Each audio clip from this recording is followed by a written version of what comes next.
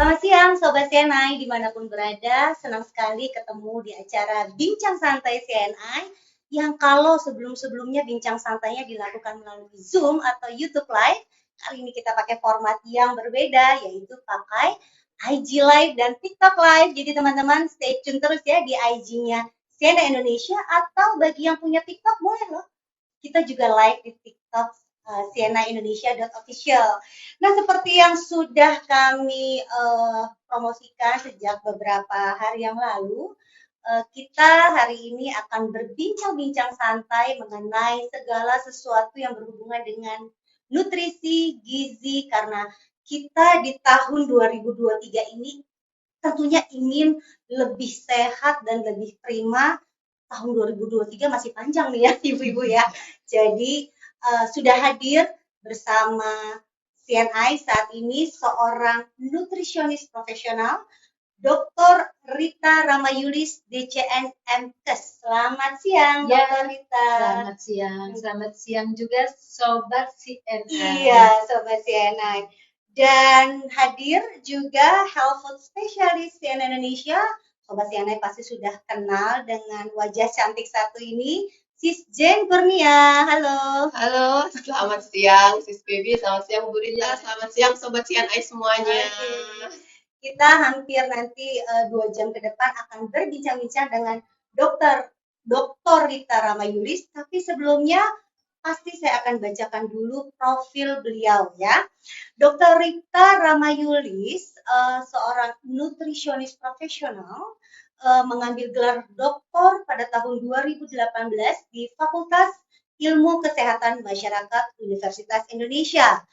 Saat ini beliau praktek di Rumah Sakit Royal Progress Sunter, Royal Sport Performance Center Senayan City, Sensi, Iradat Konsultan, kemudian juga di Royal Cafe Healthy Catering Diet, dosen di Universitas Paletehan Serang, dan wow, beliau juga penulis 36 buku gizi terbitan Penebar Plus ya? Ya, Penebar Plus dan Gramedia Pustaka Utama. Masih ada dong dia pasti ya buah bukunya? masih, karena banyak kan, jadi ada yang beberapa kali cetak ulang. Oh, wah, bestseller ya ternyata ya buku-buku beliau ya. Oke, baik Sobat CNI, silakan kalau ada yang mau berkomentar, kalau ada yang mau bertanya, silakan langsung ketik di kolom komentar. Oke, Dokter Rita, atau ini enaknya manggilnya siapa nih? Boleh apa aja, boleh ibu, boleh mbak, boleh mbak, yang seneng aja gimana gitu. Mungkin kita nggak lebih akrab Mbak Rita ya. Mbak Rita, sebagai seorang profesional nutrisionis ya, dan pastinya memperhatikan pola gizi masyarakat Indonesia ya. Nah, menurut Mbak Rita atau Bu Rita ini, bagaimana nih kondisi gizi masyarakat Indonesia yang paling update sekarang ini? Oke, baik. Baiklah, sebenarnya mungkin saya menyampaikan apresiasi dulu untuk masyarakat kita gitu ya. Kalau kita melihat dari zaman ke zaman, dari waktu ke waktu, hari ini kita melihat antusias masyarakat terhadap gizi itu mulai terlihat ya. Mereka mulai peduli dengan gizinya. Ini suatu hal positif saya kira, walaupun di tengah maraknya makanan minuman kekinian yang tidak bersahabat sesungguhnya dengan kebutuhan gizi kita. Nah, namun demikian, memang sebagai negara berkembang, di Indonesia itu belum selesai masalah gizi. Jadi masih banyak masalah gizi yang harus kita selesaikan. Kalau dulu kita mengenal masalah gizi kita itu hanya ada dua ya, gizi kurang dan kemudian ada gizi lebih. Kalau sekarang kan ada tambahan lagi adalah stunting. Jadi hari ini dikatakan bahwa Indonesia mengalami masalah gizi yang disebut sebagai kondisi triple burden. Triple burden itu artinya ada 3 masalah gizi utama, di mana sebagian masyarakat kita ada yang gizinya kurang, tapi sebagian lagi ada yang gizinya lebih, dan gizi lebih ini sekarang makin naik angkanya. Tapi kemudian juga ada masalah gizi yang terjadi yang kita sebut sebagai stunting, yaitu kegagalan tumbuh dan kembang. Jadi kita punya 3 PR besar untuk menyelesaikan masalah gizi ini, untuk membuat masyarakat kita menjadi bergizi seimbang begitu. gizi lebih ini maksudnya obesitas ya? Ya, gizi lebih ini sebenarnya istilah menunjukkan seseorang kelebihan energi, tetapi sangat mungkin pada orang yang obesitas itu juga mengalami kekurangan gizi. Oh. Karena yang lebihnya itu adalah energinya, sehingga ada Oh. lemak yang menumpuk di tubuhnya sebagai deposit dari kelebihan energi, tapi sangat sering mereka justru kekurangan mikronutrien. Banyak yang obesitas ternyata anemia, kekurangan zat besi. Banyak yang obesitas ternyata pendek atau karena defisiensi zinc. Banyak yang obesitas tapi juga kekurangan kalsium yang kepadatan tulangnya rapuh gitu ya. Banyak juga yang obesitas ternyata kekurangan protein di mana massa ototnya rendah. Nah, jadi gizi lebih itu istilahnya cocoknya adalah untuk kelebihan energi yang pada akhirnya dideposit menjadi lemak. Jadi mungkin pendapat bahwa kalau ibu-ibu ya, aduh anaknya harus gemuk gitu ya, kalau enggak kurang gizi itu salah ya ternyata ya. Gemuk belum tentu gizinya bagus. Kurus pun juga belum tentu tidak bergizi ya Bu. Kurus pun belum tentu nggak gemuk. Oh, nah, ini kan ya itu ya sesuatu yang kita pahami. Jadi kalau yang dikatakan gemuk itu kan kelebihan lemak. Banyak orang kurus juga ternyata kelebihan lemak dalam tubuhnya. Itu yang kita sebut sebagai istilah skinny fat ya. Jadi kurus belum tentu tidak banyak lemaknya gitu. Berarti yang benar adalah gizi seimbang. Nah, itu dia. Nah, tapi ini masalahnya nih yang Rita ya.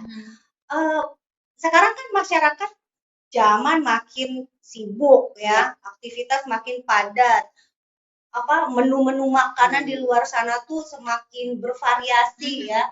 Nah, menyikapi ini ya perkembangan zaman yang semakin kekinian ini, bagaimana nih cara kita supaya tetap bisa beraktivitas dengan cepat ritmenya, tapi gizinya juga bisa terpenuhi dengan baik. Gimana nih guys? Sebenarnya Kementerian Kesehatan itu telah memberikan pedoman makan buat masyarakat Indonesia. Jadi untuk pencegahan segala macam penyakit, untuk daya tahan, itu Kementerian Kesehatan telah mengeluarkan suatu pedoman yang kita sebut sebagai isi piringku. Isi piringku. Nah, ini menggantikan istilah dari 4 sehat, 5 sempurna. Jadi kalau dulu panduan kita 4 sehat, 5 sempurna, kalau sekarang panduan kita adalah gizi seimbang yang diterjemahkan ke dalam isi piringku. Cara penerapannya sederhana sih. Penerapannya itu adalah dengan memastikan setiap kali kita makan utama, itu piring makan kita harus beraneka ragam yang terdiri dari 4 kelompok bahan makanan. 4 kelompok ini adalah terdiri dari kelompok karbohidrat yang harusnya juga beragam. Di situ ada nasi, ada ubi, ada kentang, itu bisa dikonsumsi secara beragam.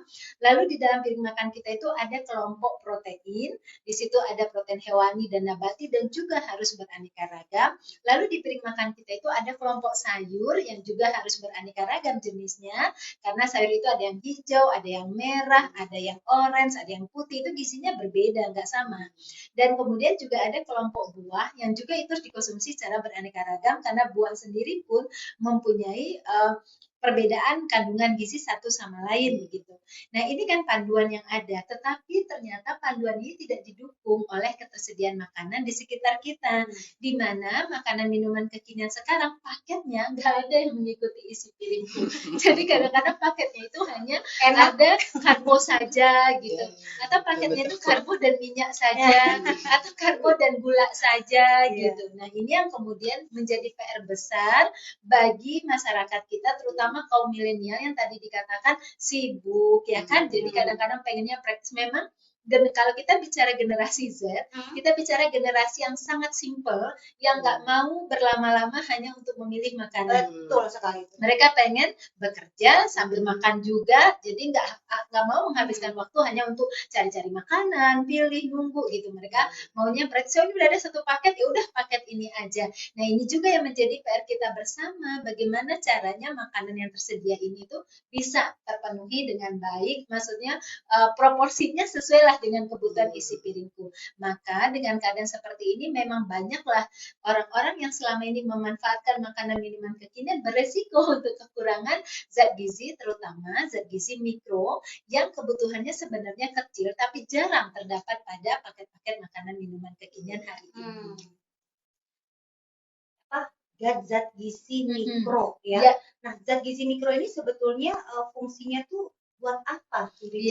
Dan nanti dampaknya ke depan apabila kita menimbul kekurangan zat gizi mikro ini apa? Iya, jadi kalau kita bicara zat gizi kan ada dua kelompok besar, ada makro dan mikro. Nah, kalau makro itu ada yang menghasilkan energi, ada yang tidak menghasilkan energi. Jadi kalau makro itu karbohidrat, protein, lemak. Ini makro dan dia menghasilkan energi. Kalau kita makan berlebih, kita akan kelebihan energi.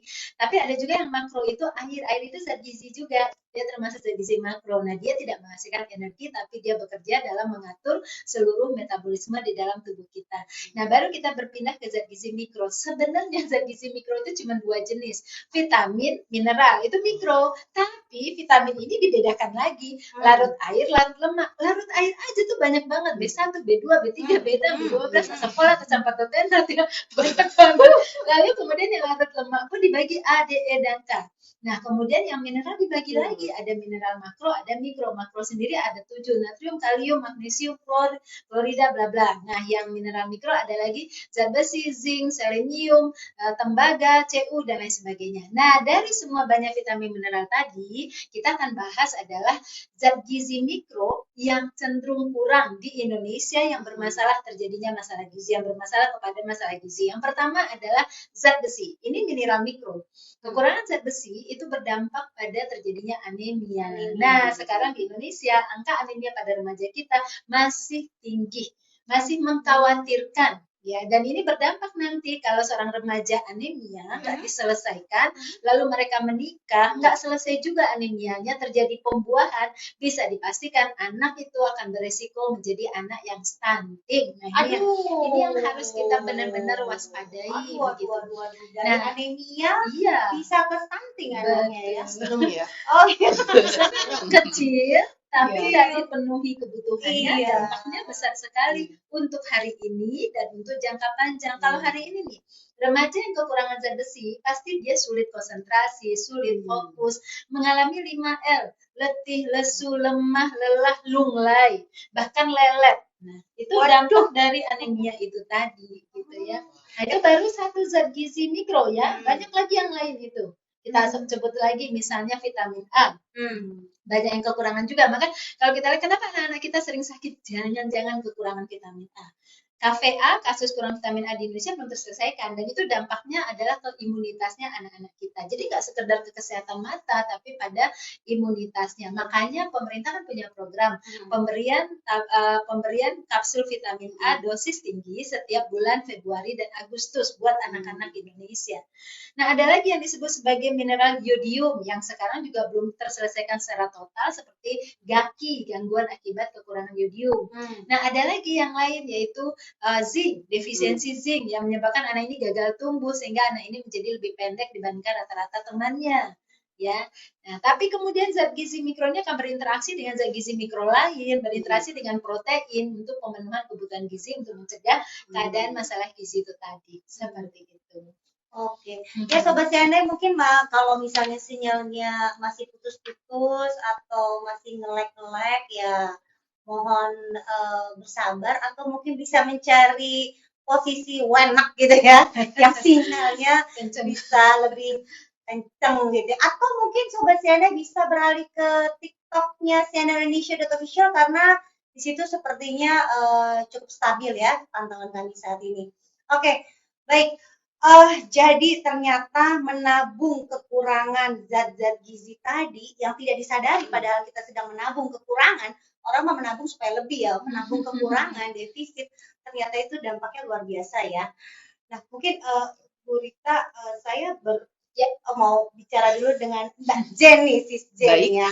Nah, menurut Sis Jen dari pemaparan Bu Rita tadi ya, dan melihat kondisi masyarakat dan karakter masyarakat saat ini nih ya, kapan sih sebetulnya suplementasi atau tambahan vitamin dan mineral di luar makanan ya, selain makanan itu harus dipenuhi? Kapan kita membutuhkan itu? Kapan? Sebenarnya bisa menjawab kapan itu ke kita sendiri ya, karena kita yang paling tahu kondisi kita. Kalau seperti yang tadi sudah dipaparkan oleh Bu Rita, itu sebenarnya kalau melihat kondisi saat ini di mana tadi dari double udah jadi triple burden, berarti udah ketahuan gimana kondisi kesehatan masyarakat Indonesia ya. Apakah setiap harinya tadi gizi-gizinya itu bisa dipenuhi dari pola makannya, kemudian dari apa namanya gaya hidupnya, itu bisa dipastikan sepertinya semuanya masih belum menjalankan gaya hidup yang sehat gitu ya Berita ya. Jadi Susah kali ya. susah kayaknya mungkin mereka sudah berniat gitu ya, niat ada tapi kekurangan vitamin K, kurang komitmen gitu ya. Jadi mungkin oke, besok saya mulai mau menjalankan pola hidup yang sehat, saya mau mulai olahraga, tapi begitu besok mau olahraga kok mendung-mendung, kayaknya enakan tidur lagi gitu kan. Nah makanya inilah pentingnya suplementasi, nggak heran makanya sekarang kalau kita lihat ya banyak sekali yang jual suplemen gitu kan. Dengan mudah sekali kita bisa menemukan suplemen dimanapun. Begitu sih Mbak Bibi. Jadi kalau ditanya kapan, ya kalau menurut saya sedini mungkin.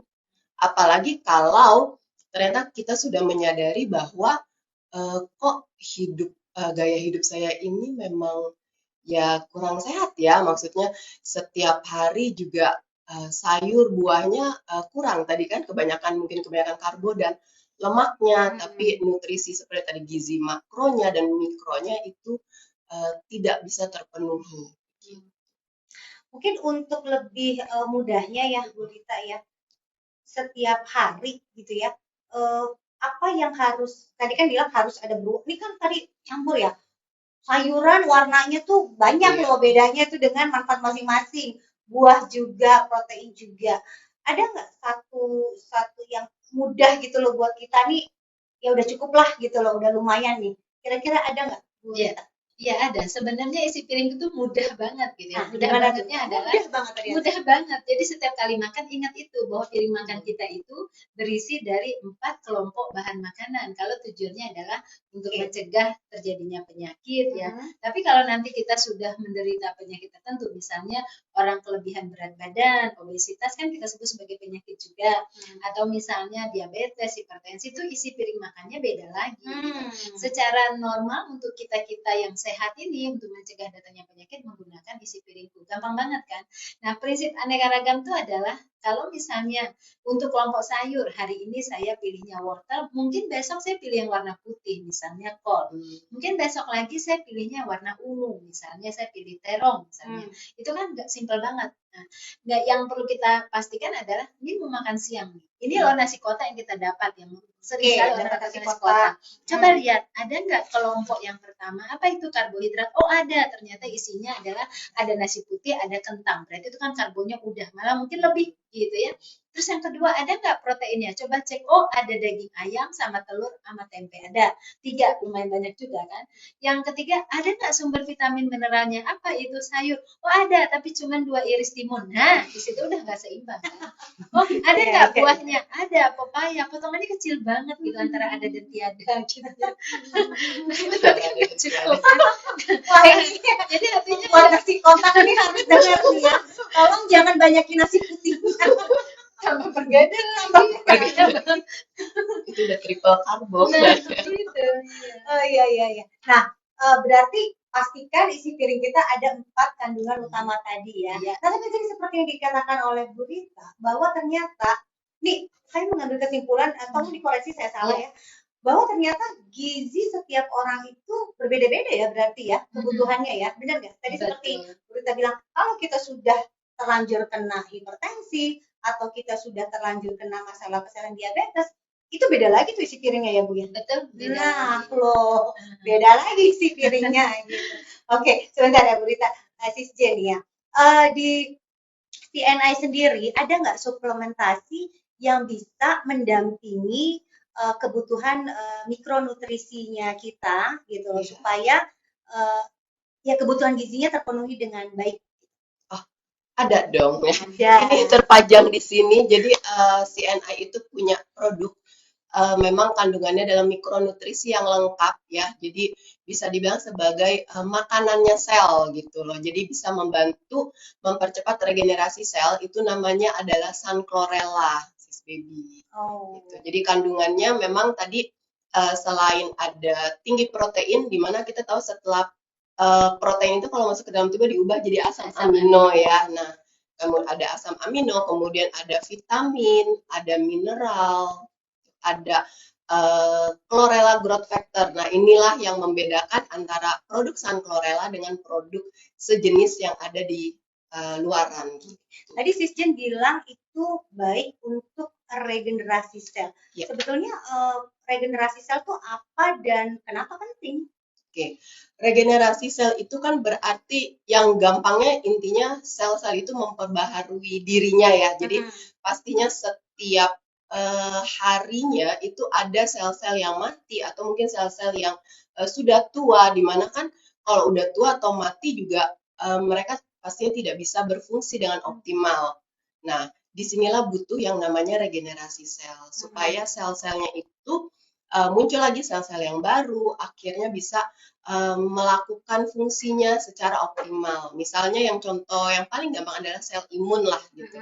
Bayangkan kalau sel imunnya itu sudah ada yang rusak, ada yang tua. Nah, gimana caranya bisa melindungi diri dari infeksi? Gitu. Oh, nah terkait dengan infeksi dan imunitas nih ya, Murita ya. Kita kan baru melalui pandemi dan mudah-mudahan sekarang kita sudah melewatinya ya. Amin. Gitu. Sudah di perdagangan ya. Kayaknya kita udah sarjana semua nih. Sarjana apa nih? Sarjana COVID. Nah, pada saat misalnya ya kondisi suatu negara atau suatu masyarakat berada dalam situasi pandemi gitu ya, dan apa yang harus dilakukan gitu loh di tengah kesulitan itu supaya pola makan dan gaya hidupnya bisa tetap semaksimal mungkin tuh konsisten baik sehingga bisa semaksimal mungkin juga terhindar dari virus atau penyakit nih yang lagi mengintai ini. Gimana nih Murita nih? Iya. Nah, jadi memang makanan atau gizi itu punya perannya banyak di dalam tubuh kita. Peran pertama memang untuk tumbuh dan kembang. Itu terjadi pada anak-anak lah ya, tumbuh dan kembang. Sedangkan pada orang dewasa lebih pada maintenance, melindungi sel itu. Nah, kemudian pada orang tua mengganti sel-sel yang rusak itu. Nah, tapi kalau orang tua ini kita bicaranya kan sesuai usianya. Namun hari ini banyak kan yang mengalami penuaan dini. Jadi umur kronologisnya sih masih muda, tapi umur selnya ternyata sudah setara dengan orang yang usianya lebih tua. Jeng. Nah, jadi harusnya selnya itu baru mulai di recovery, diganti itu setelah usia 45 tahun ke atas. Memang ada penurunan 25% hormon kita. Ini kadang pada zaman saat ini karena banyaknya radikal bebas terjadi lebih awal gitu. Nah, itu fungsi pertama dari makanan. Fungsi kedua dari makanan itu adalah untuk imunitas. Nah, yang ketiga nanti untuk kecerdasan, memori, daya ingat, ya kan. Nah, kalau kita bicara untuk daya tahan memang sangat dibutuhkan ketika di 2 tahun yang lalu kita masuk pada situasi pandemi, kita bisa lihat siapa yang terkena duluan dan siapa yang berlama-lama terkena dan siapa yang kemudian berdampak fatal. Adalah orang-orang yang memiliki imunitas rendah dan orang-orang dengan penyakit penyerta, ya kan? Nah, berarti selama ini mungkin pola makan atau gaya hidupnya itu tidak sesuai untuk membooster imunitasnya, kemudian juga untuk mencegah penyakit itu datang, begitu ya. Kalau orang-orang yang punya imunitas bagus, itu bisa saja terkena virus, bisa, tergantung banyak tidaknya virus di sekitarnya, bisa. Tapi persoalannya adalah kalau imunitasnya bagus, virusnya masuknya nggak lama dan nggak membuat kerusakan yang berarti. Sebentar juga virusnya hilang dan kerusakan tidak ada. Itu pembeda antara orang yang memiliki imunitas bagus dengan yang tidak, begitu.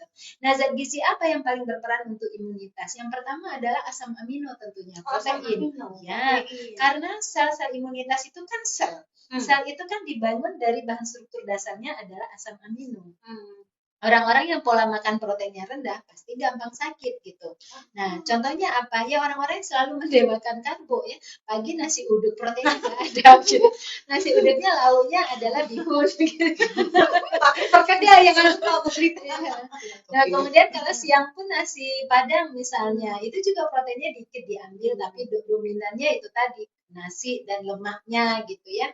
Itu protein. Nah, yang kedua, protein ini akan bekerja dengan baik ketika ada zinc. Nah, zinc itu juga untuk imunitas. Kemudian ditambah dengan vitamin lain yang sebagai antioksidan itu adalah C dan E. Nah, ini adalah yang berperan sebagai antioksidan. Nah, kita bisa lihat bagaimana orang tidak suka dengan sayur dan buah begitu ya, karena data jujur ya, maksud saya data nggak mungkin salah.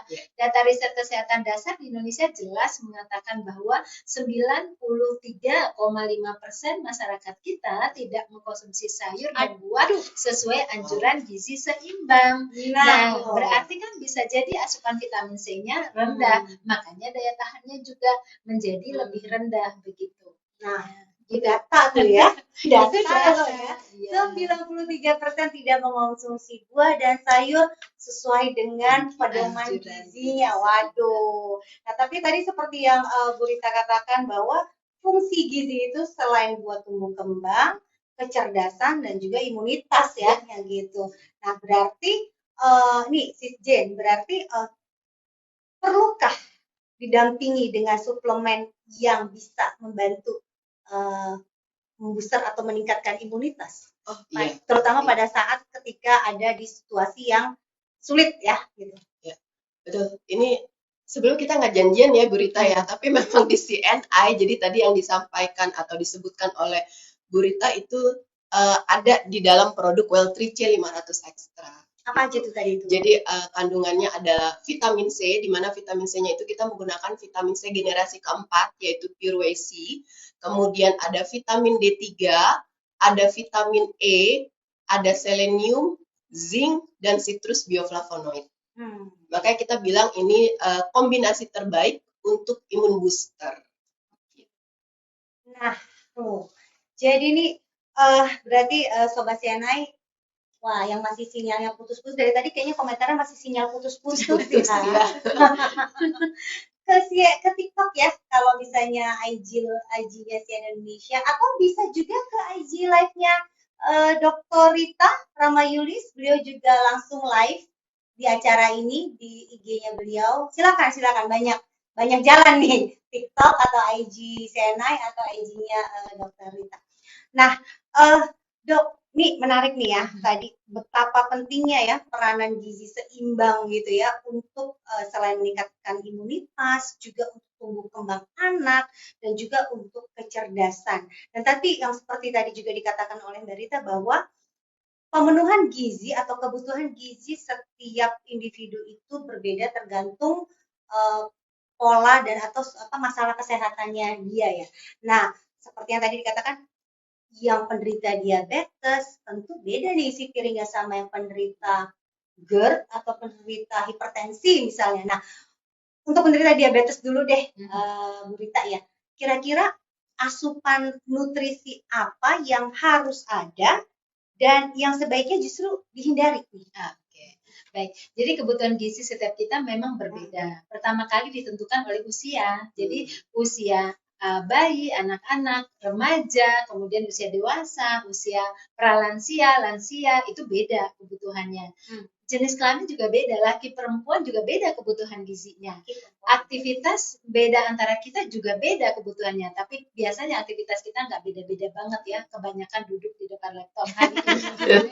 Tapi kalau beda aktivitas beda juga. Nah, kemudian baru gejala-gejala klinis yang dialami itu juga membuat kemudian kebutuhan gizi kita akan berbeda.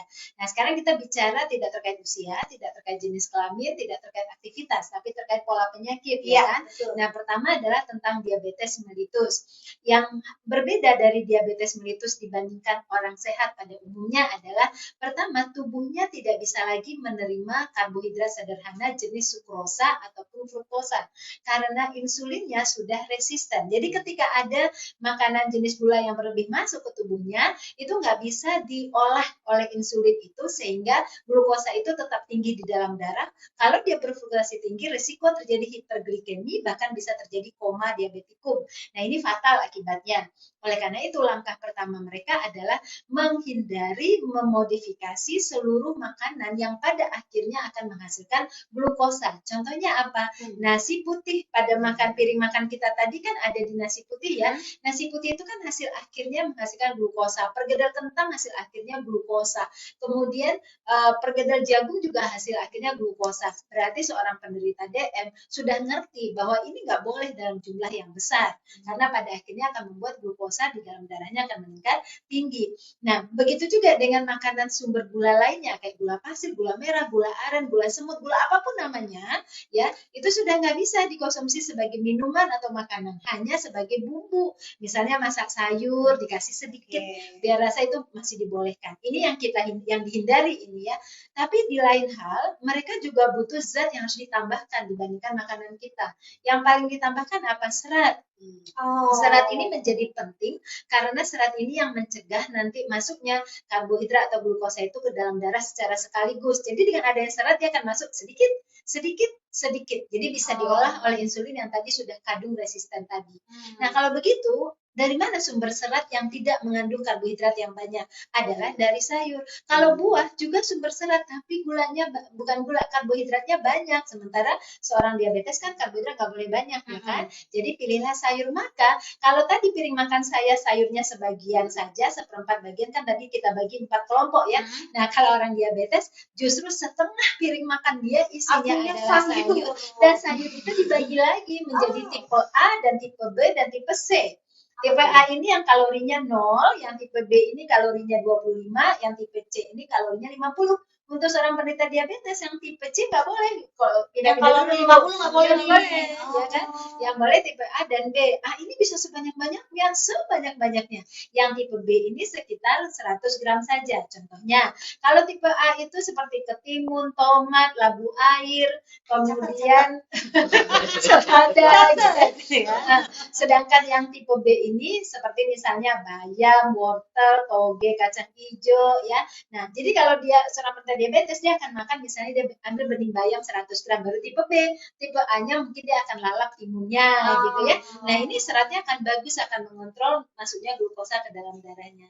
Dan yang selain itu ada diketahui bahwa penderita diabetes yang kekurangan zinc dan kekurangan krom, itu nama mineral, dua ini akan resiko insulinnya sulit untuk kembali sensitif. Maka harus dipenuhi juga kebutuhan zinc dan kromnya. Terkadang ketika akan memenuhi kebutuhan zinc dan krom agak kesulitan dari makanan. Maka penyakit-penyakit seperti ini kadang-kadang kita akan menawarkan untuk menambah suplementasi, terutama misalnya kayak krom, kayak zinc. Mereka sulit dapatkan, ada dari protein hewani, tapi pengolahan protein hewaninya harus menggunakan minyak misalnya, daripada ini yang kita tingkatkan lalu minyaknya juga jadi naiknya banyak, maka kita berikan solusi yang tidak berdampak pada peningkatan zat gizi yang lain.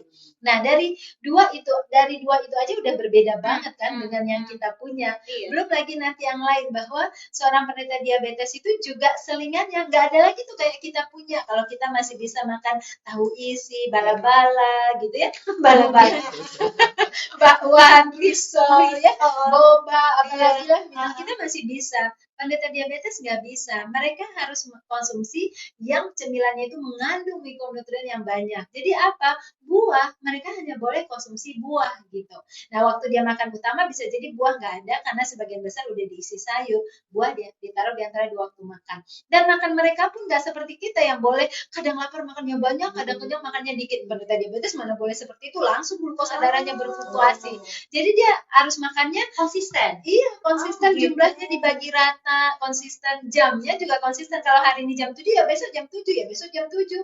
Jangan hari ini jam 7 besok jam 9 udah begini glukosa darahnya gitu. Inilah yang membedakan antara diabetes dengan kita. Jadi betul berbedalah setiap orang itu kebutuhan gizinya. Jadi tadi diabetes itu harus banyakin serat, yang tipe A, tipe C apa dong? Tipe C contohnya. Kalau tipe C itu contohnya nangka, daun pepaya, daun singkong, toge kacang kedelai. Nah, itu memang nggak kita prioritaskan untuk penderita diabetes karena kalorinya tinggi. Kan penderita diabetes itu harus benar-benar kita atur banget total kalori yang masuk ke tubuhnya. Sementara sayur ini harus dimakan lebih banyak ya kan. Jadi kalau kita berikan tipe C nanti malah naik jadinya kalori totalnya gitu. Tapi tadi juga dikatakan harus banyak buah-buah kan juga manis dong. Ada nggak yang harus dihindari, buah-buah tertentu yang dihindari penderita diabetes? Jadi penderita diabetes itu konsumsi buahnya kita anjurkan 3 sampai 5 porsi per hari, dan itu dijadikan snack di antara 2 waktu makan, dan bisa ditaruh juga di makan utama jika karbohidrat seperti nasinya telah bisa dikurangi jumlahnya gitu ya. Nah, untuk jenisnya betul, kita bisa pilih dari yang kandungan gulanya relatif lebih rendah. Sebenarnya itu buah apapun boleh asalkan porsinya sesuai. Karena setiap buah itu mempunyai porsi yang berbeda. Contohnya, kalau dia memilih pisang, dia hanya boleh 50 gram karena pisang itu gulanya tinggi. Tapi kalau dia pilih melon, dia boleh 190 gram gitu loh. Karena 190 gram melon itu sama kalorinya, sama-sama 50 kalori dengan si pisang 50 gram itu tadi. Nah, kalau misalnya dia pilih rambutan, itu kan tinggi gulanya, ya dia cuma boleh pilih sekitar 4 sampai 5 biji doang gitu kan ya, karena kandungan gulanya tinggi. Jadi, tapi lebih amannya, karena kadang-kadang orang diabetes dikasih buah itu nggak berhenti juga makan mental ya kan. Maka kita carikan yang gulanya aman gitu ya. Yang gulanya aman seperti tadi pepaya, melon itu aman ya. Jeruk, semangka menjadi perdebatan karena semangka ininya tinggi ya, total gulanya gitu ya, sehingga tidak disarankan dulu. Tapi nanti tergantung lagi kepada jumlah yang kita berikan, apakah berdampak pada insulinnya atau enggak. Gitu. Jadi intinya buah-buahan sepanjang musim saja. Buah-buahan musiman enggak dulu lah. Nah, gitu, buah-buahan musiman justru dihindari ya. Ini apakah mirip-mirip ya pola makan untuk penderita diabetes sama obesitas? Karena harus menghindari kalori, gula, benar nggak ya? Ini Dan harus pertanyaannya banyak bagus serat. banget. Gitu. Aduh, ya Ada ampun. iklan dulu nggak kan? Biasanya kalau bikin penasaran, iklan dulu. Karena tadi penjelasannya sebenarnya kok mirip ya sama orang kalau harus diet obesitas ya. Gimana nih? Nah, jadi memang mirip sekali. Jadi dikatakan penyebab diabetes terbesar berawal dari tingginya lemak dalam tubuh seseorang. Jadi makanya tuh dietnya tuh sebenarnya mirip banget. Cuman bedanya adalah kalau orang obesitas, kita sudah bisa berikan diet rendah kalori mulai dari 1.200 kalori, 1.500 dengan bisa meniadakan beberapa makan utama yang mengandung lemak dan karbo. Kita hanya berikan protein sama mineral aja di jam makan tertentu. Itu dibolehkan untuk orang obesitas.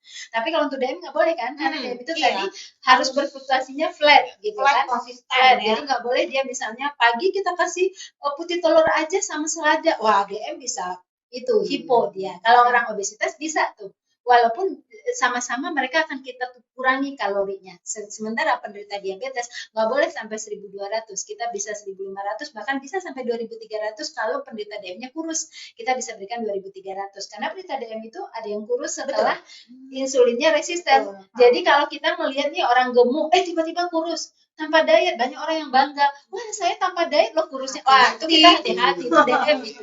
Kalau ada turun berat badan tanpa diet itu pasti DM. Ini insulinnya sudah resisten gitu. Nah itu kayak gitu kita harus berikan kalori 2.000 di atas karena dia kurus, tapi kita jaga fluktuasinya itu flat. Nah, jadi kalau prinsip seratnya sama, prinsip rendah kalorinya lebih kurang sama, kemudian prinsip karbonya lebih kurang sama, tetapi ada beberapa ketentuan jam makan, ketentuan porsi itu berbeda. Nah untuk yang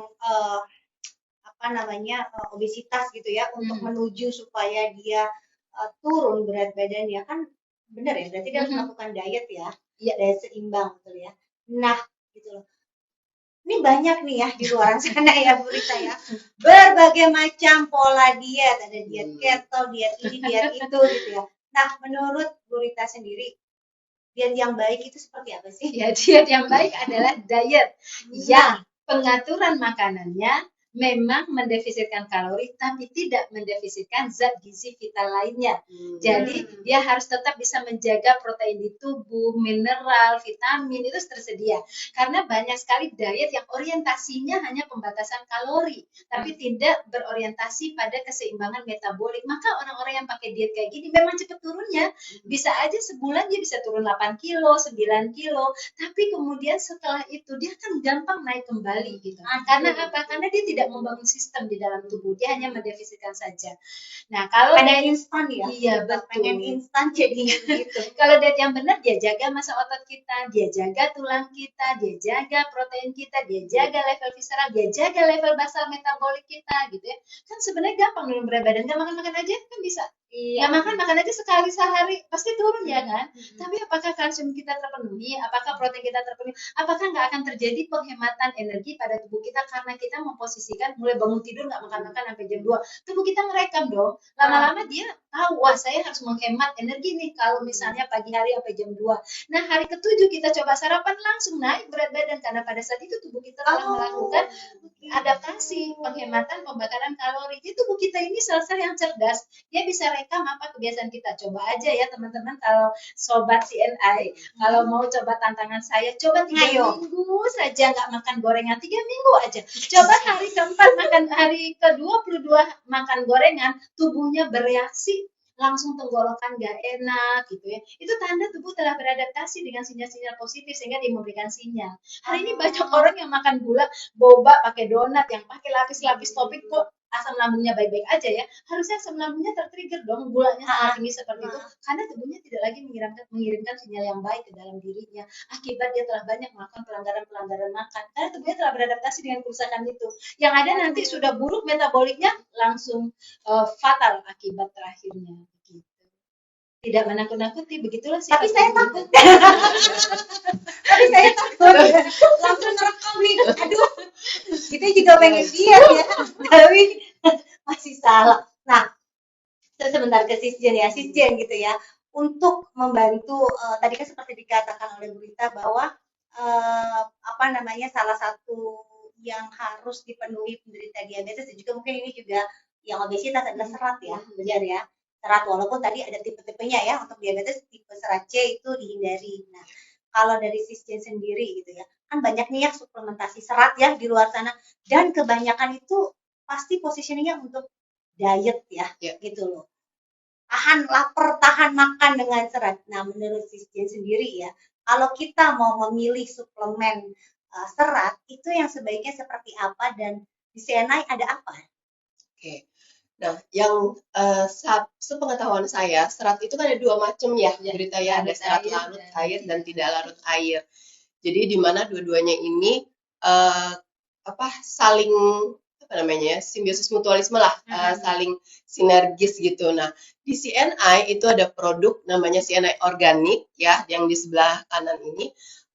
Ini kandungannya memang yang membedakannya dengan suplemen serat yang ada di luar itu adalah karena kandungannya tadi itu ada serat larut air dan serat tidak larut air gitu. Nah, makanya selain itu kenapa namanya organik? Ya karena memang mulai dari proses penanaman dari kacang-kacangan atau biji-bijiannya itu memang semua dilakukan secara organik. Jadi tanpa tambahan bahan kimia sama sekali. Gitu. Dan ini memang menjadi salah satu suplemen yang disarankan bagi mereka yang ingin diet. Kenapa? Karena tadi ketika tubuh kita ada asupan seratnya, itu akan memberikan rasa kenyang yang lebih lama sehingga bisa mengurangi keinginan untuk ngemil. Kadang kan udah padahal baru selesai makan tapi aduh mulut kayaknya nggak bisa diam gitu ya, kayak pengen ngunyah apa. Nah itu ini bisa membantu lah untuk mengurangi keinginan untuk ngemil. Nah, ini menarik kalau kita bicara serat larut air, serat tidak larut air. Kalau serat yang tidak larut air ini punya peran besar adalah memberi volume pada feses kita sehingga mudah dikeluarkan.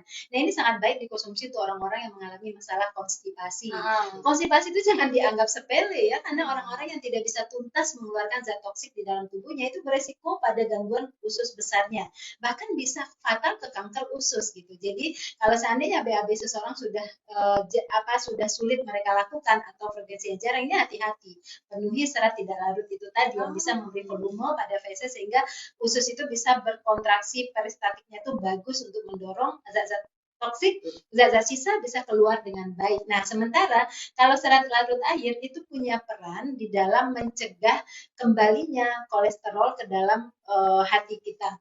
Jadi siklus enterohepatik. Nah, dia bisa menurunkan kadar kolesterol darah, bisa menjaga fluktuasi kadar glukosa darah karena dia bisa membuat glukosa itu diserap secara bertahap. Lalu dua-duanya nanti bersinergis memberikan rasa kenyang lebih lama di lambung kita. Jadi betul bahwa 2 serat ini harus kita konsumsi secara seimbang gitu, karena punya peran yang berbeda.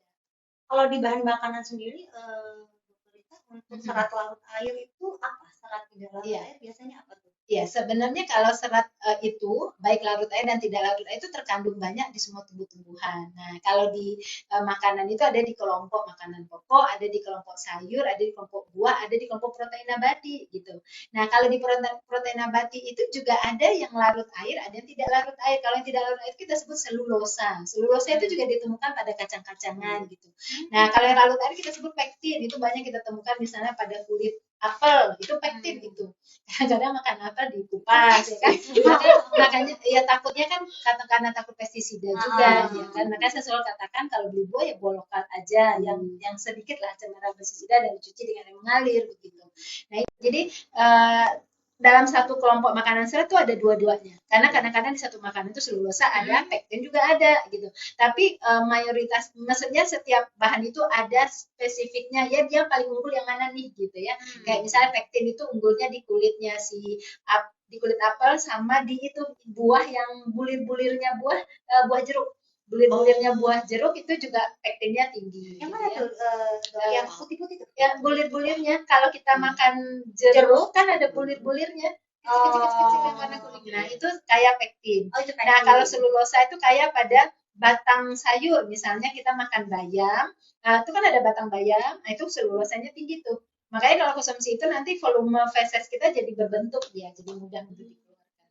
Tapi sorry, Iya, saya penasaran tadi kan batang bayam itu Iya. apakah sama dengan batang kangkung? Iya sama, Nah, sama. itu benar nggak sih bisa meningkatkan asam urat?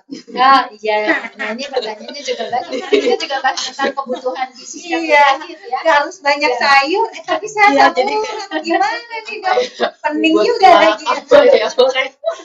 Ya, jadi penyakit asam urat itu terjadi karena tumpukan metabolik purin yang menghasilkan asam urat ya. Purin itu tertinggi ada pada jeroan dan kemudian ada pada daging merah dan kemudian ada pada beberapa jenis ikan seperti ikan sarden, kemudian ikan makarel, itu tinggi purinnya, lalu ditemukan juga pada makanan-makanan yang mengandung alkohol misalnya seperti nanas, kemudian juga pada minuman-minuman beralkohol, pada durian itu juga ditemukan zat yang mempermudah asam urat ini dimetabolik menjadi asam urat, itu yang membuat kristal dalam tubuh kita. Mereka lah menjadi penyebab munculnya asam urat tadi ketika dikonsumsi berlebihan lalu seseorang kurang minumnya. Jadi makan berlebihan dan kurang minum itu akan membuat dia akan mengkristal di dalam persendian kita gitu.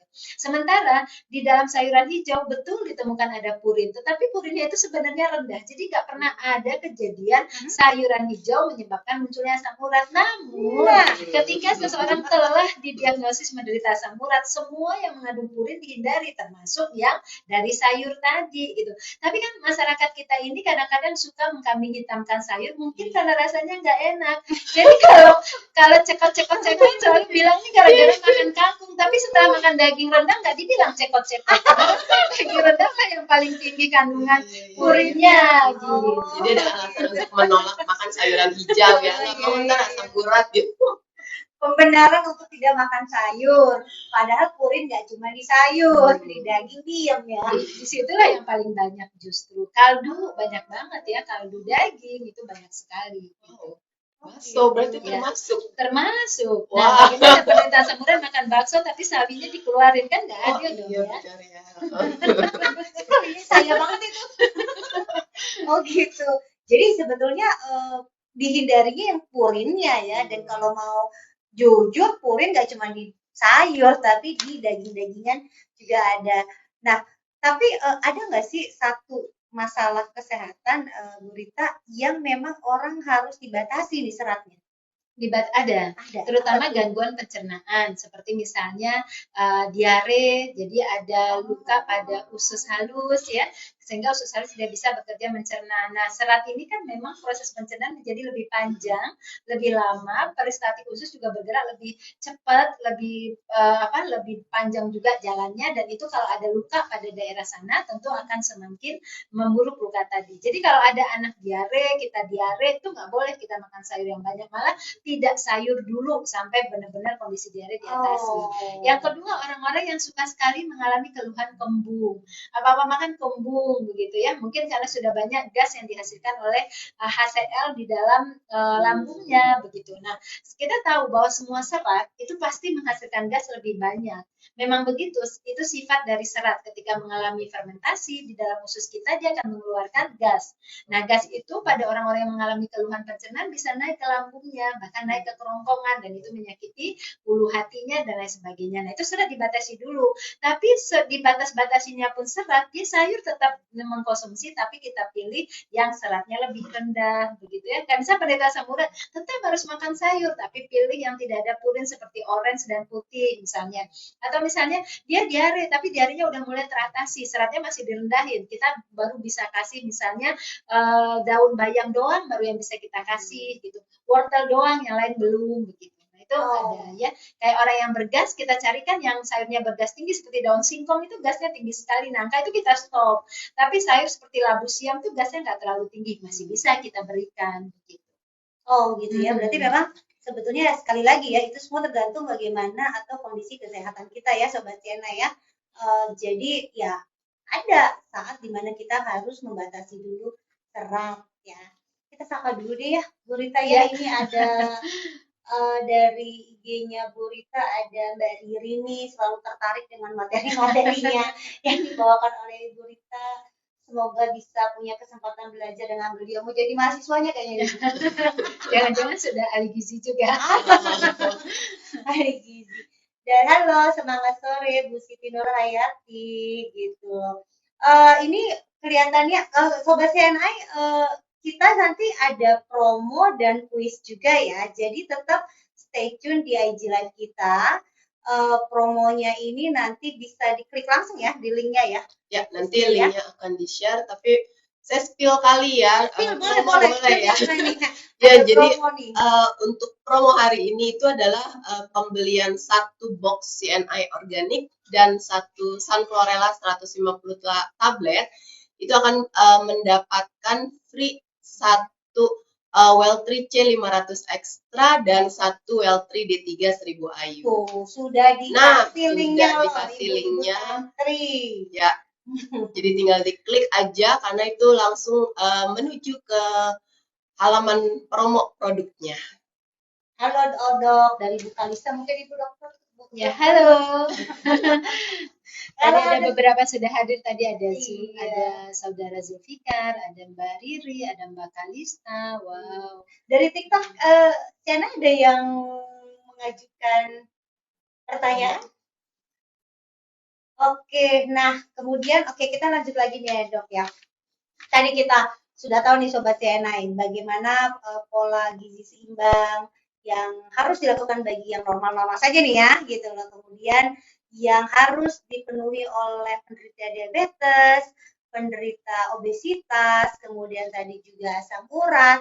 Nah mungkin bagaimana dengan MAH? Nah sakit MAH ini kadang-kadang sakit MAH ini juga menjadi kadang-kadang banyak kambing hitamnya juga sih dokter ya. Semua makanan disalahin lah, kalau nggak boleh makan ini, nggak boleh makan sambal itu kata nggak boleh untuk mah gitu loh. Apa vitamin-vitamin yang asam gitu ya nggak baik untuk penderita mah. Ini menurut Dokter Rita sendiri gimana? Ya. Jadi kalau kita bicara MAH itu nama medisnya adalah gastritis, infeksi pada gaster atau pada lambung begitu, sehingga sudah terjadi perlukaan pada dinding lambung akibat adanya peningkatan produksi asam lambung. Itu yang disebut sebagai penyakit MAH itu tadi.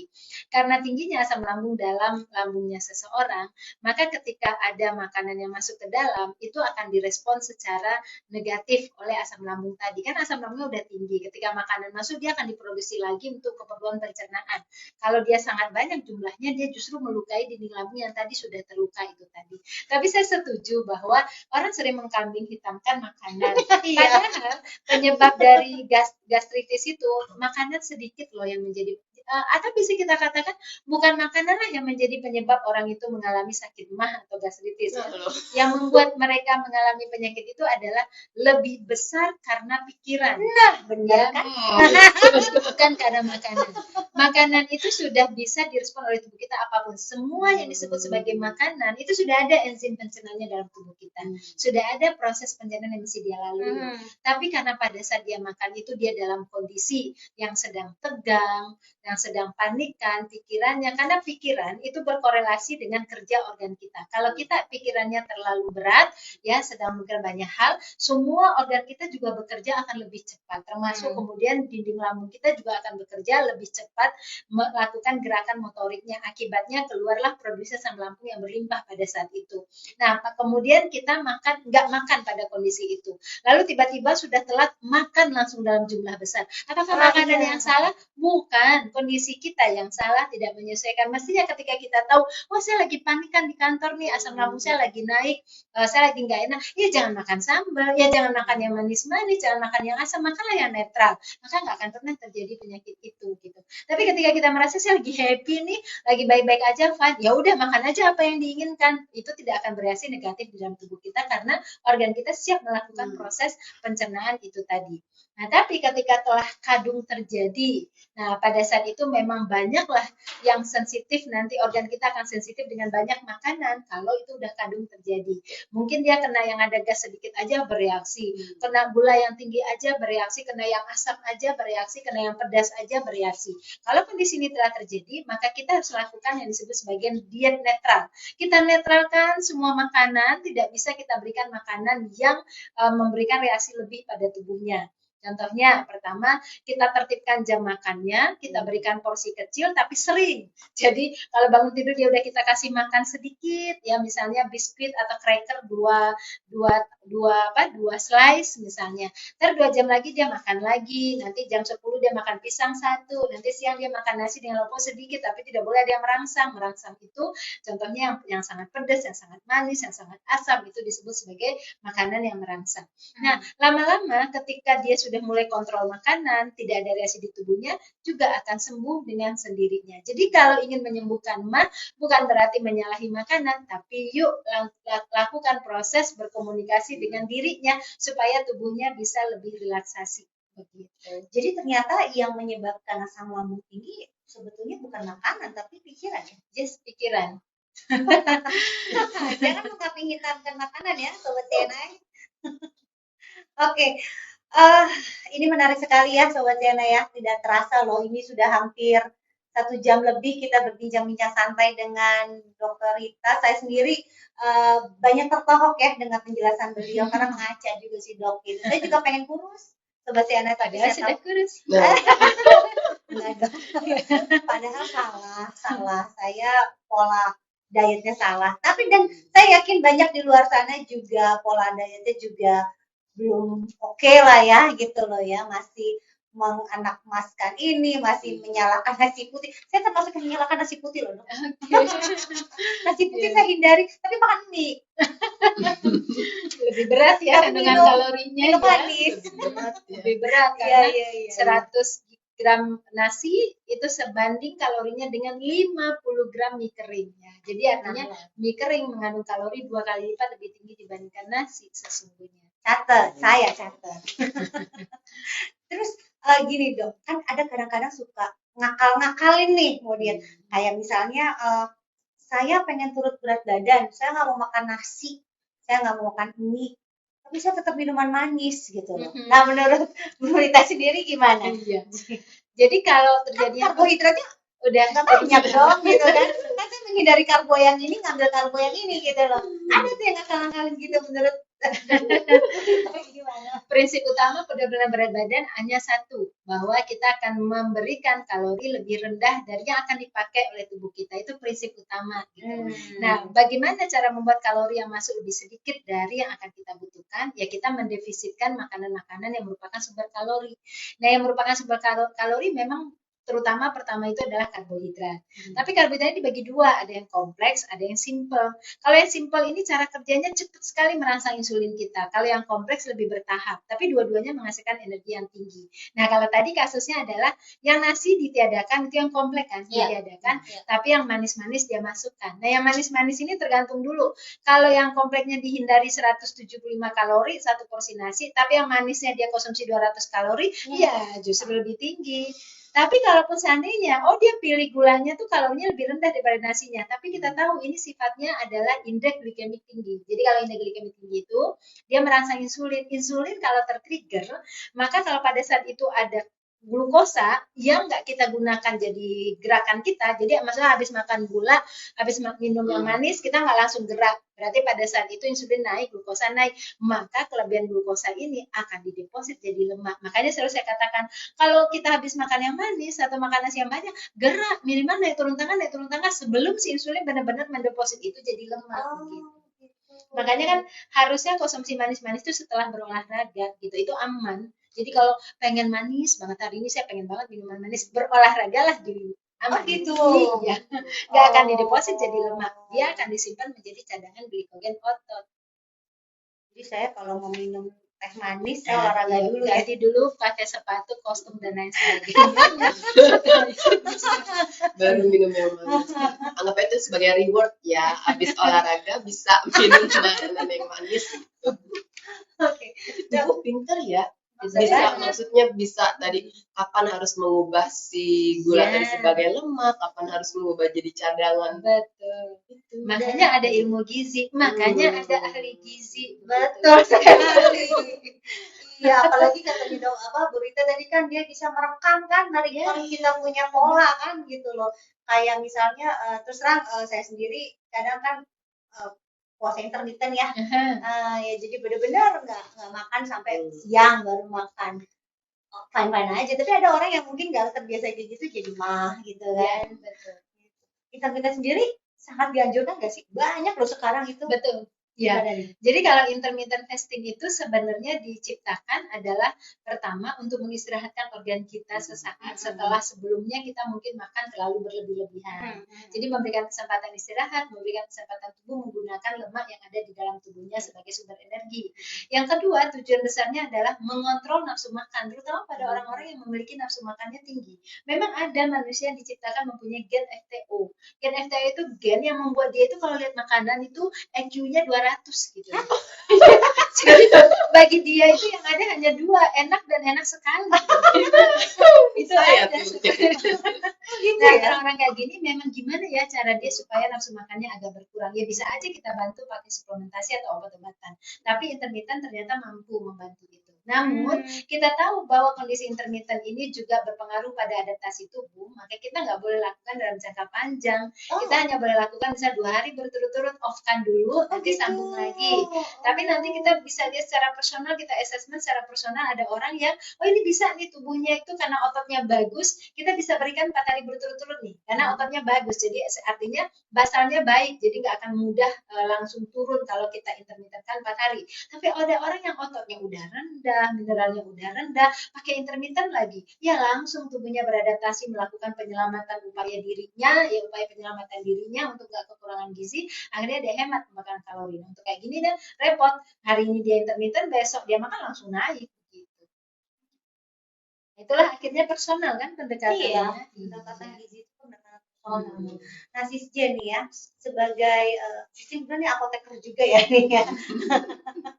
Nah, untuk mengonsumsi suplemen-suplemen tambahan dari luar sana gitu ya, tergantung dengan kebutuhan kita juga, sebaiknya ya bagaimana pendampingannya dengan pola makan sehari-hari kita misalnya nih gitu tadi Sanforella gitu ya, baiknya tuh dikonsumsi. Kita bicara mengenai kondisi kesehatan yang normal nih ya, misalnya ya tidak ada satu penyakit atau masalah kesehatan tertentu. Saya Sanforella itu baiknya dikonsumsinya kapan dan berapa butir, kemudian kapan harus konsumsi si organik ini, si serat ini, kapan harus konsumsi si vitamin C ini. Baik, karena ini sifatnya suplemen ya, sebenarnya tidak ada aturan baku, oh ini harus setelah atau sebelum, tidak. Kecuali yang itu ya, biasanya kalau yang mengandung vitamin C biasanya karena dia suka pH-nya asam, jadi bisa mengiritasi lambung, nah itu kebanyakan disarankannya setelah makan. Tapi kalau untuk produk yang Well3 C500 Extra ini karena kandungannya adalah pure whey, jadi sudah lebih aman di lambung, jadi ini aman dikonsumsi sebelum atau setelah makan. Nah, kalau untuk sun chlorella itu yang disarankan adalah sebelum makan. Jadi kenapa? Karena ketika perut kosong maka dia penyerapannya akan lebih baik sebenarnya. Untuk sun Gitu. chlorella ini. Untuk sun chlorella disarankan sebelum makan. Jadi pada saat perut kosong untuk dosisnya 5 sampai 10 tablet untuk kondisi sehat. Dengar-dengar sun chlorella juga bisa kan dikonsumsi anak-anak ya, Sis Jen? Oh iya, jadi dari semua produk CNI, sun chlorella ini merupakan salah satu atau mungkin satu-satunya ya produk suplemen CNI yang memang aman dikonsumsi mulai dari usia 6 bulan. Jadi bisa sebagai pendamping empasi ya, makanan pendamping ASI. Begitu.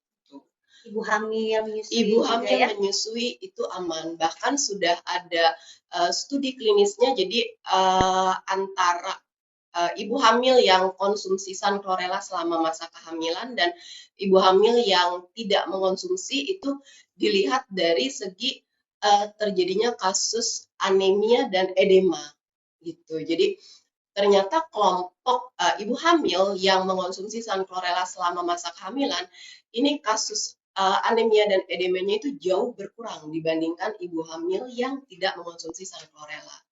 Selain itu juga berpengaruh kepada kualitas ASI. Nah, kadang kan kalau ibu-ibu menyusui itu lebih fokusnya ke kuantitas ya, maksudnya Banyaknya ASI. iya, banyaknya ASI, gimana caranya supaya bisa menyusui 6 bulan eksklusif, bahkan kalau bisa sampai 2 tahun gitu kan. Tapi terkadang kualitasnya ini kurang diperhatikan. Padahal di dalam ASI itu kan kita tidak hanya mementingkan kuantitas tapi juga kualitas. Karena di dalam ASI itu banyak sekali zat-zat gizi yang dibutuhkan ya. Salah satunya adalah imunoglobulin ya, Bu Rita ya. Jadi, nah di studi yang sudah dilakukan, para ibu hamil tadi ya yang sudah mengonsumsi sun chlorella selama masa kehamilan, setelah melahirkan itu ASI-nya dicek gitu, kadar imunoglobulinnya, dan ternyata kadar imunoglobulinnya itu jauh lebih tinggi daripada yang tidak mengonsumsi sun chlorella. Kalau tidak salah tadi kan kaya protein ya, kaya Iya, asam amino. betul. Jadi edema itu suatu keadaan di mana terjadi penumpukan cairan pada tubuh ibu hamil. Kenapa ada penumpukan cairan? Biasanya terjadi karena ibu hamil ini kekurangan protein. Jadi protein dalam tubuh kita itu punya peran mendorong kelebihan air dari tubuh kita. Nah, kalau protein itu rendah, tidak ada yang mendorong kelebihan air sehingga tertumpuklah pada ekstraselulernya si ibu hamil ini tadi. Makanya ketika diberikan suplementasi yang ada proteinnya atau asam amino, ternyata kasus edemanya rendah kan, karena protein terjaga. Berarti selama ini ibu hamil kita banyak yang kekurangan asupan protein kan begitu ya. Dan anemia itu juga kan, anemia itu karena ditandai dengan rendahnya kadar hemoglobin. Hemoglobin itu ikatan antara hem dan globin. Hem ini zat besi, globin ini adalah asam amino. Jadi kalau orang ibu hamil kurang asupan proteinnya, maka tidak ada ikatan antara globin dengan hem, maka hemoglobinnya akan turun. Itulah indikator seorang ibu hamil mengalami anemia. Jadi kekurangan protein banyak juga ya dialami. Nah, itu pengaruh ke stunting ini nggak sih? Oh, pengaruh sekali. Ya, karena kan protein itu mempunyai peran untuk menghasilkan IGF. IGF itu salah satu hormon pertumbuhan di dalam tubuh anak. Jadi kalau IGF ini tidak terbentuk dengan baik, maka tidak terjadi faktor pertumbuhan itu. Sehingga akibatnya keterlambatan pertumbuhan atau gagal tumbuh. Bu Nur Laila hadir, Ibu cantik. Iya, Ibu Nur Laila juga cantik. Oke, Sobat Siana, kita mau oh, ada pertanyaan-pertanyaan yang muncul juga nih, Dokter Rita dari TikTok. Boleh tolong dibantu Masnya. Oke, terima kasih. Wih, di TikTok banyak sekali dari Endah Pintarsya. Apakah organic fiber dapat mengurangi berat badan, Sisnya? Bisa dengan penggunaan dan dosis yang sesuai dianjurkan ya Bu Endah. Jadi tadi seperti yang saya sampaikan bahwa di dalam cyanide organik ini kandungan seratnya sangat tinggi. Jadi kalau misalnya mau dikonsumsi untuk membantu dietnya, maka disarankan minumnya itu adalah 30 menit, maksimal 30 menit sebelum makan. Jadi supaya kondisi lambungnya itu sudah terisi, jadi bisa mengurangi porsi makan. Oke, oke Bu Enda. Wah ternyata Bu Enda nanyanya lewat TikTok Iya, loh ya. pindah ke TikTok Pindah ke ya. TikTok ya. Oke, sip, sip, sip. Nah ini untuk Bu Rita nih dari Bu Asti Sudarsi. Makanan yang mengandung kolesterol itu makanan apa aja nih? Iya. Ayo, Ya, nah kolesterol. pertanyaannya bagus Ibu. Jadi kolesterol itu hanya terdapat pada jaringan hewan, tidak ada pada jaringan nabati ataupun pada tumbuh-tumbuhan. Jadi kalau ada iklan minyak bebas kolesterol, emang bebas. Karena minyak kan dari nabati, mana mungkin ada kolesterol ya kan? Kolesterol itu ada pada jaringan hewan. Nah, dari sekian jaringan hewan yang tertinggi itu ada pada otak sapi, ya, kemudian ada pada jeroan, pada hati, limpa, ginjal, usus, itu tinggi sekali kandungan kolesterolnya. Lalu pada daging ya, daging merah, daging sapi, daging kerbau, daging kambing, lalu juga ada pada kulit ayam, sedangkan ayam bagian dada itu tidak ada, tidak banyak, dan kemudian juga ada pada kuning telur ya, dan kemudian juga ada pada ikan. Itulah sumber kolesterol. Tetapi penyebab seseorang itu tinggi kadar kolesterol di dalam darah atau hiperkolesterolemia tidak semata-mata karena kelebihan kolesterol, banyak juga dia mengasup kolesterolnya itu jumlahnya tidak banyak begitu. Tapi kan kita tahu tubuh kita itu juga membentuk kolesterol. Jadi tidak didatangkan dari luar aja, dia sendiri ngebentuk kolesterol karena kolesterol itu zat yang diperlukan untuk pekerjaan banyak hal juga, untuk memelihara membran sel kita, juga untuk produksi hormon seksual itu juga dari kolesterol. Nah, kolesterol itu akan dibentuk banyak di tubuh kita kalau kita mengkonsumsi lemak jenuh. Misalnya, kita nggak pernah makan otak, nggak pernah makan jeroan, nggak pernah makan daging, tapi kita makan gorengan, misalnya kita makan bakwan, makan risol, itu kan lemak jenuh. Nah, lemak jenuh ini dijadikan bahan dasar oleh organ hati untuk membentuk kolesterol. Jadi, makanya kalau kita ingin terhindar dari kolesterol yang tinggi, tidak hanya menghindari makanan kolesterol, tapi juga menghindari makanan lemak jenuh yang kita peroleh tadi dari yang diproses olahan goreng. Gorengan enak loh. Nah, jangan jangan Enak ya, jangan lupa Mas juga ya. ya. Jangan lupa juga teman-teman, kolesterol ini tadi kalau kita bicara serat ya, serat terutama serat larut air, kolesterol ini oke lah dibentuk hati dalam jumlah besar, nanti akan dijadikan bahan untuk mencerna lemak sendiri, menjadi cairan empedu yang akan dipekatkan oleh kantong empedu, dimasukkan ke dalam usus untuk mencerna lemak. Setelah itu dia akan terurai menjadi kolesterol. Kalau pada saat itu kita makan serat yang cukup, maka kolesterol yang tadi terurai dari cairan empedu yang harusnya kembali ke darah kita itu ditangkap oleh serat, dikeluarkan oleh usus halus. Jadi dikatakan orang yang cukup asupan seratnya, walaupun dia makan sumber kolesterol, walaupun dia makan lemak jenuh tapi seratnya juga tinggi, biasanya kasus kolesterol itu tidak akan banyak. Jadi mulai sekarang makan gorengan sambil makan bayam. Cocok. Cocok ya. Biar Keripik ini bayam gimana? Bayam digoreng?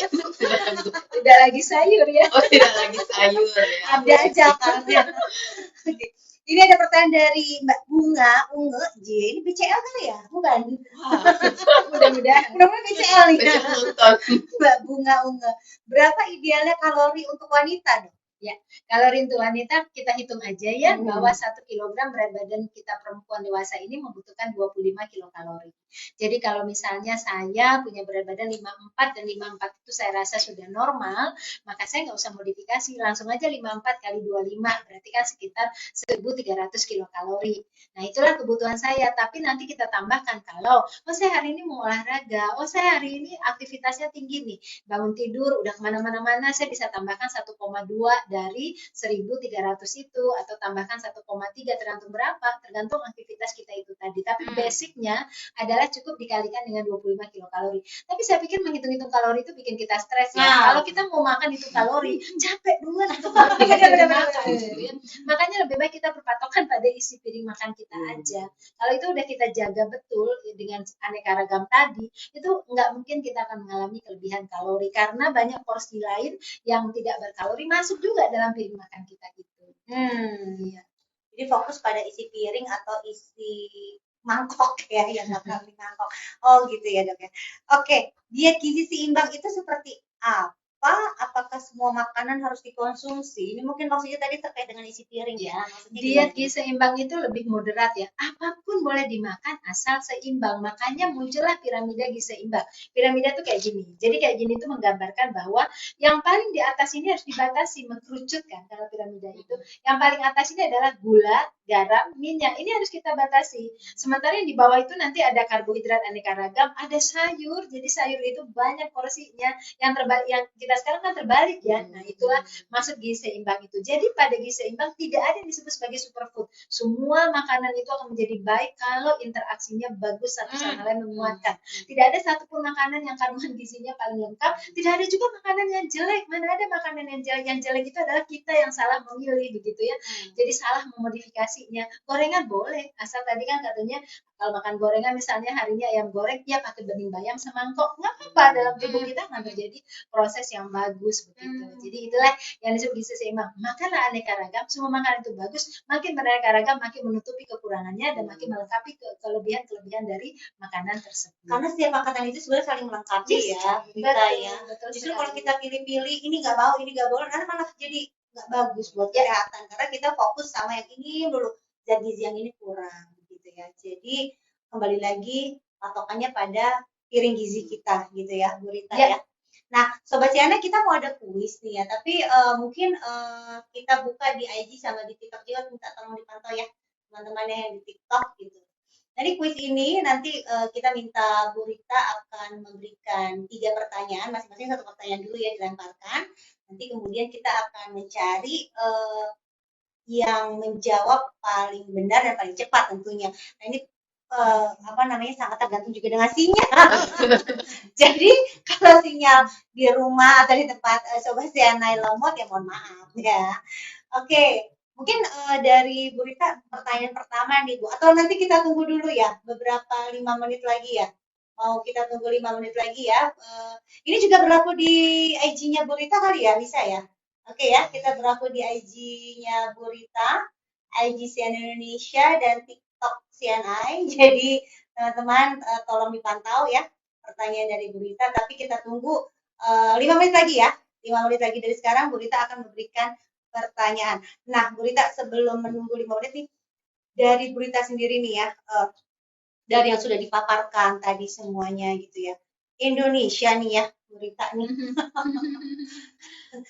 Bagaimana nih menurut opini Bu Rita, negara kita, kondisi masyarakat gizi negara kita dibandingkan dengan negara tetangga deh, gitu misalnya, Kota Asia. Gimana nih? Sebenarnya kalau negara kita ini kan negara berkembang ya. Masalah gizi pada negara berkembang dimanapun itu lebih kurang relatif sama ya. Jadi di negara berkembang itu dia ada yang gizi kurang, ada yang stunting, tapi juga ada yang gizi lebih. Itulah ciri khas dari suatu negara berkembang. Triple burden ini ya. Begitu.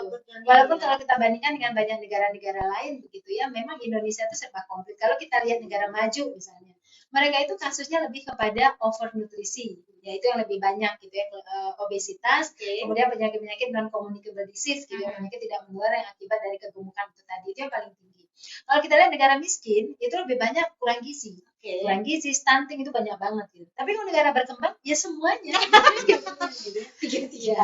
Jadi di kita memang ada semua gitu. Nah, cuman sekarang ini kan kita ingin sekali menyampaikan kepada kaum milenial, anak-anak muda, generasi Z gitu ya, untuk lebih bijak memilih makanan karena pada hari ini kan kemajuan kuliner begitu tinggi sekali ya, makanan minuman kekinian mendominasi gitu. Kalau seandainya anak-anak kita nih nggak dibekali ilmu gizi yang bagus, mereka bisa salah memilih gitu. Karena itulah yang tersedia di sekitar mereka. Makanya dengan adanya program ini ya kita apresiasi banget ya CNI mau mengangkat program-program tema gizi seimbang karena ini sebagai juga edukasi kepada masyarakat untuk mereka bisa lebih peduli mengutak-ngatik makanan kekinian yang sekarang sudah dipaket-paketkan gitu ya. Kadang-kadang paket itu tidak bisa diubah atau bisa diubah tapi tidak mengurangi biaya kan gitu ya. Mengurangi biaya maksud saya misalnya, saya nggak mau paketnya pakai es teh manis misalnya. Oh boleh, tapi harganya nggak bisa dikurangi ya. Nah ini kan bikin remaja berpikir 2 kali, rugi dong kalau seandainya. Tapi kalau diterusin makan dia udah kelebihan gula kan gitu ya. Nah hal-hal beginilah yang akan menjadi tambahan pencerahan lah bagi masyarakat kita dengan adanya program-program seperti ini. Memang kami mengedepankan, walaupun kami juga memproduksi suplemen gitu ya Bu Rita ya, kami sangat mengedepankan quality of life, kualitas hidup masyarakat ya, dari sisi kesehatan, kesejahteraan. Itu sebabnya kami selalu mengedukasi pada sobat-sobat CNI untuk selalu menjalankan pola hidup sehat ya, pola hidup sehat, gizi seimbang, kelola stres ya, olahraga rutin, dan suplementasi sebagai pendampingan sesuai dengan kebutuhan dan masalahnya masing-masing. Oke, mungkin kita di IG break dulu sebentar, 5 menit ya, karena apa namanya kita mau ada sedikit teknis dulu. Tapi ke TikTok ya, TikTok tetap stay tune gitu loh. Kami tetap ada di TikTok CNN Indonesia.official. 5 menit aja ya. Nanti kuisnya kita tunggu kok. Kita tunggu, kita kita nggak ini ya, kita nggak keluarkan dulu. Mungkin boleh diberitahu hadiahnya apa, begitu. Silakan Sistian, hadiahnya apa? Hadiahnya adalah produk CNI ya, terutama produk beverage-nya CNI. Siapa di sini yang belum kenal kopi ginseng CNI? Itulah salah satu hadiahnya. Tapi ngomong-ngomong soal kopi nih, tadi saya sempat lihat pertanyaan dari IG nih, dari Ibu Darmi nih, apakah baik konsumsi kopi setiap hari, Bu Rita? Maksimal berapa kali setiap hari? Bolehkah lebih dari 2 gelas per hari? Ini sepertinya harus tambahkan informasi kopinya, kopi pakai susu apa gula nih, apa kopi hitam doang nih? Gimana nih, Bu? Jadi kopi itu kan kandungan utamanya adalah kafein. Tubuh kita bisa kok mentoleransi kafein itu sampai 400 mg per hari gitu. Kalau kita setarakan dengan cangkir atau dengan ukuran takar itu 2 gelas kopi per hari itu baik-baik saja gitu. Tapi pada orang-orang tertentu yang sudah sangat terbiasa bahkan 3 gelas pun dia bisa toleransi dengan baik begitu. Nah, tapi orang yang tidak terbiasa mungkin 1 gelas pun dia nggak bisa toleransi dengan baik. Jadi itu sifatnya sangat personal. Namun memang kopi ini punya keunggulan juga karena kopi dengan kandungan kafeinnya itu dia bisa meningkatkan konsentrasi seseorang karena meningkatkan aliran darah tubuhnya menjadi lebih, distribusi oksigennya menjadi lebih baik begitu. Itu keunggulan minum kopi. Tapi kafein itu kalau berlebih-lebihan dia juga memberikan stimulan yang sangat tinggi juga pada tubuh tadi sehingga dia juga mempercepat kerja lambung, terbentuklah produksi asam lambung. Dia mempercepat kerja jantung sehingga jantung kita jadi berdetak-detak lebih cepat gitu ya. Nah, makanya kalau ibu yang bertanya tadi sudah terbiasa dengan kopi 2 gelas, lanjutkan aja, nggak apa-apa. Berarti tubuh ibu telah mentoleransi itu dengan baik. Justru kalau ibu hentikan, mungkin ibu menjadi tidak fokus, menjadi tidak bertenaga, menjadi lemas gitu karena biasa minum kopi lalu kita hentikan. Nah, betul juga sih tadi dikatakan bahwa ini kopi yang mana dulu pakai bilang. Ya memang sebenarnya kopinya sendiri baik-baik aja, tapi seringkali campurannya kayak untuk rasa manis gula tadi itu nggak wajar penambahannya. Nah, ini akan menimbulkan risiko kesehatan. Karena untuk menyaingi rasa pahit kopi kadang-kadang ditambahkan gula berlebih begitu. Nah, gula tetap harus dibatasi begitu ya. Dan maksimal gula itu di dalam harian tubuh kita itu hanya maksimal 2 sendok makan per hari totalnya tuh 26 gram. Lebih dari itu tidak dianjurkan begitu. Jadi memang sebetulnya kopinya kopi kayak gimana dulu nih ya, Sobat Siana ya. Apa sih yang nggak ada creamer sama ininya ya? Gula aren, ya kan? Jadi ya kalau harus berani merequest khusus ya. Jadi kita itu sekarang diajarkan untuk merequest khusus. Jadi kalau beli sesuatu pada pedagang gitu, kita harus berani untuk request misalnya less sugar, creamernya diganti sama yang rendah lemak, misalnya begitu lah ya. Jadi emang harus berani tidak menggunakan pada orientasi komposisi gitu. Sedangkan kalau yang kemasan-kemasan sekarang udah ada kan yang mencoba memisahkan letak gula dengan letak kopi. Ada pertanyaan lagi nih, Bu Rita nih dari TikTok nih.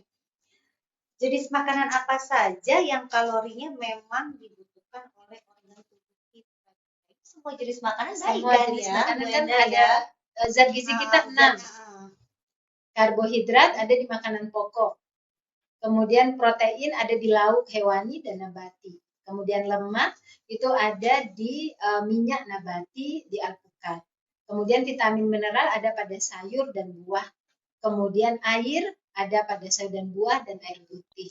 Nah, itu kan semua makanan kita butuhkan. Tapi bagaimana makanan ini bisa seimbang? Itulah menggunakan isi piringku yang tadi dibagi menjadi 4 bagian itu. Oke. Nah, ini dari pertanyaan dari Siana Pematang Siantar. Tapi sebenarnya ini antara Bu Rita atau Bu Jenny bisa jawabnya.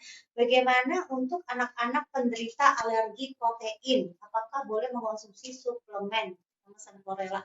Dari Bu Jenny dulu mungkin ya. Oke, baik. Yang pasti Sunflorella ini kan memang kandungan utamanya adalah protein ya. Ada 60%-nya adalah protein, tapi ini adalah protein nabati. Nah, kalau sepengetahuan saya mungkin nanti bisa dikoreksi oleh Bu Rita ya. Biasanya yang menyebabkan alergi lebih banyak itu protein yang berasal dari hewani ya. Seperti misalnya susu. Cuma mungkin nanti sebaiknya harus dicek kembali ya alergi terhadap proteinnya protein apa gitu. Tapi yang pasti memang di Sunflorella ini adalah sumbernya protein dari tumbuhan. Jadi ya kalau misalnya ternyata memang alerginya adalah proteinnya yang tumbuhan ya berarti dihindari ya. Iya. Nah, menurut Bu Rita sendiri gimana? Untuk orang-orang yang kasusnya alergi protein ini bukan berarti apakah dia harus diet protein, bukan hanya suplemen berarti harus dihindari ya. Makanan protein juga nggak bisa dong ya. Iya, sebenarnya itu alergi protein yang terjadi itu tidak menyangkut protein total ya, tapi menyangkut kepada jenis makanan sebagai sumber protein itu tadi. Dan memang sumber terbesar yang menimbulkan alergi itu adalah kasein. Kasein ini asam protein yang terdapat pada susu sapi. Nah, ini akhirnya dihindari karena kasein itu molekulnya lebih besar sehingga ketika dipecah memberikan reaksi imunitas yang kemudian menimbulkan alergi itu tadi gitu. Nah, kemudian juga ditemukan pada protein yang sifatnya ovoalbumin. Nah, itu ada pada telur. Nah, jadi juga ada anak-anak yang alergi pada telur karena ovoalbuminnya itu tadi gitu. Nah, kemudian ada juga protein yang terdapat pada kacang, terutama kacang tanah, itu juga ada beberapa yang alergi. Ada juga protein yang terdapat pada ikan. Tapi kalau ayam bagian dada itu jarang ada alergi. Kemudian protein yang ada pada kedelai itu juga jarang gitu ya. Nah, makanya tidak mungkin rasanya kalau alerginya protein, tapi jenisnya yang lebih kurang. Makanya nanti kalau kita sudah lakukan tes food namanya, tes food itu mereka diujikan beberapa makanan protein, lalu ditunggu 3 minggu lihat reaksinya sampai kita memutuskan nanti, oh ini yang alergi, ini yang tidak. Karena kalau sempat anak itu benar-benar alergi protein, nggak mungkin dia bisa bertumbuh. Nah, betul sekali. Betul. Artinya para orang tua mungkin jangan terlalu cepat menyimpulkan ya bahwa kalau anak kita alergi protein ya berarti semua protein nggak boleh masuk. Nah, nanti gimana tumbuh kembangnya ya? Betul. Berarti mungkin jenis-jenis protein pada makanan tertentu yang alergi. Nah, yang tidak alergi ya tetap harus diberikan. Yang untuk IG sudah ready? Ya. Oke. Tadi hadiahnya apa tadi buat? Hadiahnya ya ada kopi ginseng CNI. Ada kopi. Tadi kan pertanyaannya siapakah yang nggak kenal? Oh, kita sampai pertanyaan itu ya. Siapakah yang nggak kenal kopi ginseng CNI? Iya ya, sampai ada pertanyaan soal kopi tadi ya. Aduh, gimana dari IG live-nya sudah ready? Tunggu, jadi kita supaya adil dan merata nih ya, kita berikan kuisnya di semua platform ya, supaya nanti siapapun yang menjawab tercepat di platform ini, teman-teman yang belakang nih, sibuk yang mana yang cepat duluan nih, TikTok duluan sama IG duluan. Tapi rata-rata tadi yang sinyalnya kurang bagus, Bu, pada pindah ke TikTok. Oh, yang tadi ada nama yang pindah bertanya ya. Pada pindah ke platform kita di TikTok sih. Nah, mungkin kita sampaikan juga ke ibu yang bertanya tentang alergi. Alergi pada makanan, alergi makanan pada anak itu nggak pernah bertahan lama. Jadi itu hanya sementara sampai imunitas anak ini berkembang dengan optimal. Pada akhirnya nanti dia bisa dengan makanan tadi. Tapi kita juga lihatkan bahwa kenapa ada anak-anak yang alergi makanan, ada yang enggak gitu ya. Itu juga sangat ditentukan oleh kebiasaan ibunya waktu makan dulu kayak apa gitu. Karena semua makanan dimakan ibu itu akan ada karakternya masuk dalam ASI-nya dan itu akan dikenali anak gitu ya. Waktu hamil juga begitu, apa yang dimakan sering oleh ibu hamil itu akan mudah dikenali anak ketika anak diberikan makanan tersebut. Jadi memang gizi itu saling berhubungan, mempengaruhi satu sama lain gitu. Benar ya, sudah punya 2 anak, tapi memang saya melihat ketika saya hamil itu pola makan saya beda nih gitu ya. Ketika kesukaannya berbeda jadi 2 anak ini ternyata berpengaruh ya. Tapi kadang kalau misalnya hamil ya, kadang ada kayak aduh makan ini jadi bikin muntah akhirnya mau nggak mau dihindari. Ya itu pengaruh dari kondisi hormonal seseorang, juga kondisi psikis. Nah, kebanyakan ngidam itu karena psikis ternyata, bukan karena hormonal. Karena butuh Oh perhatian, gitu kan. ya. Atau juga ngidam itu berkaitan dengan kekurangan zat gizi dalam tubuhnya. Kita pernah menemukan, kenapa ibu hamil suka makan beras? Ternyata kekurangan B1. Jadi tubuhnya tiba-tiba mengarahkan dia ke sumber B1, makan beras, begitu ya. Nah, hal-hal begitu juga menentukan gitu. Jadi banyak faktor. Menarik memang kalau kita ngomong bagaimana fisik, psikis mempengaruhi pemilihan makanan dan bagaimana makanan itu mempengaruhi tubuh kita, tubuh keturunan kita juga gitu ya. Jadi berarti menurun ya sebenarnya. Menurun. Dan makanya kita selalu bilang kalau ibu hamil jangan dia pilih-pilih, oke deh korbankan dulu ininya ya maksudnya udah jangan pikirkan rasa aja, tapi pikirkan bahwa kita sedang memberikan makanan tertentu pada janin kita gitu ya. Tapi kalau untuk memberikan makanan, masih gitu, orang-orang dulu ini ya, kita ya, masih punya pendapat bahwa anak itu harus makan banyak. Ini pasti masih banyak nih ya. Harus makan banyak, harus makan nasi. Banyak, harus makan nasi, ntar masuk angin gitu ya. Ntar nggak cepat gede gitu loh. Nah, inilah mungkin ya yang menyebabkan gizi anak-anak kita, generasi muda kita dari kecil ini menjadi tidak seimbang. Akhirnya obesitas untuk yang memang gencar nih ngasih makannya gitu ya. Ada yang istilahnya, bahkan ada yang belum waktunya empasi udah langsung dikasih pisang gitu ya. Nah ini yang mungkin harus selalu teredukasi di masyarakat bahwa ya ayolah gitu loh, kita nih sekarang ada triple burden nih, masih di triple burden nih gitu kan. Kapan kita bisa keluar dari situ? Kira-kira ada optimisme nggak ya Bu Rita? Oh, ada dong, kemarin kan kasusnya menurun yang stunting ya. Oh ya, stunting menurun. Targetnya memang 14%. Nah, kemarin tuh udah menurun. Nah, namun setelah pandemi ini ada prediksi naik, tapi kan belum dikumpulkan lagi datanya. Ini sedang turun lapangan sih tim peneliti untuk melihat kasus stunting saat ini di Indonesia. Prediksinya sih meningkat karena banyak yang kemarin itu tidak punya pekerjaan, perekonomian mereka turun, akses terhadap makanan bergizi kurang, gitu ya. Ditambah lagi dengan kejadian infeksi yang tinggi juga. Oke, mungkin gini aja, teman-teman, viewer di TikTok ada berapa? Lumayan. Dari ini sudah? Oke. Sobat Sianai, kita sudah ketemu lagi nih ya di IG Live-nya ya, kembali on. Oke. Memang ngobrol sama Bu Rita nih bikin waktu terasa tidak terasa ya. Betul. Pertama, banyak sekali penjelasan-penjelasan dari beliau yang memang benar-benar sangat bermanfaat, menohok juga gitu ya, karena mengaca ya kepada pola makan diri sendiri, jadinya pola asuh kita pada anak kita gitu ya. Jadi memang sudah saatnya kita lebih peduli dan lebih istilahnya mau mengetahui lebih jauh, mau belajar mengenai nutrisi gitu loh, karena tentu namanya setiap orang nggak kepengen sakit ya Bu Rita ya.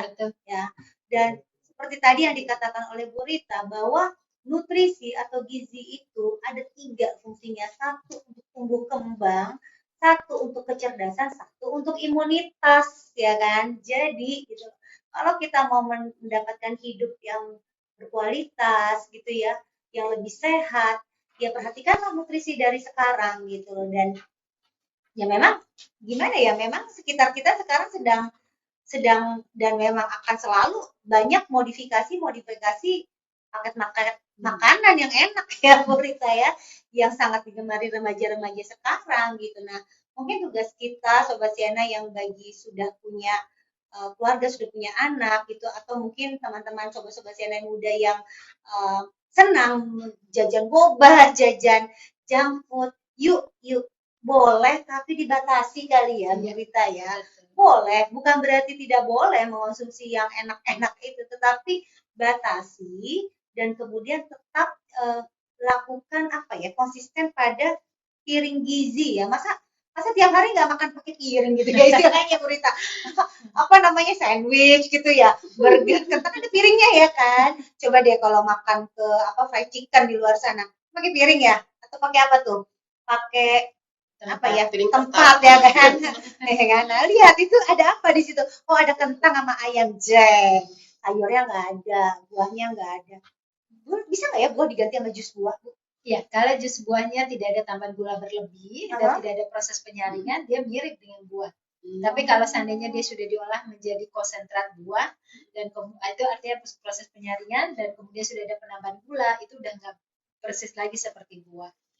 Jadi kalau mau minum jus ya jangan yang pakai susu pakai gula ya. Jangan pakai gula, jangan pakai krimer kental manis. Jangan pakai krimer kental manis, susu Dan kental. kemudian tidak perlu ada proses penyaringan, nggak apa-apa seratnya kita minum gitu ya. Maksudnya proses penyaringan Jadi itu kalau gimana? misalnya kita habis ngeblender buah, Uh-huh. biasa seperti jambu biji kan disaring lagi, dapat airnya aja, ya kan? Itu kan artinya sudah dipisahkan seratnya dengan airnya. Yang kita makan hanya yang mengandung karbohidrat dan vitamin aja, yang seratnya udah nggak dapat karena sudah dibuang. Oke, justru jangan melalui proses penyaringan ya. Oke, baik, kita buka saja ya sesi kuis dari Bu Rita di TikTok dan IG Live. IG Live-nya sudah on ya, Sobat Siana ya. Oke, siap-siap. Silakan Bu Rita, pertanyaan pertama apa nih? Ayo. Pertanyaan pertama ini gampang kalau yang tadi menyaksikan dari awal. Nah, kita nggak boleh ikut ya, saya nggak boleh ikut ya, berarti ya. Iya.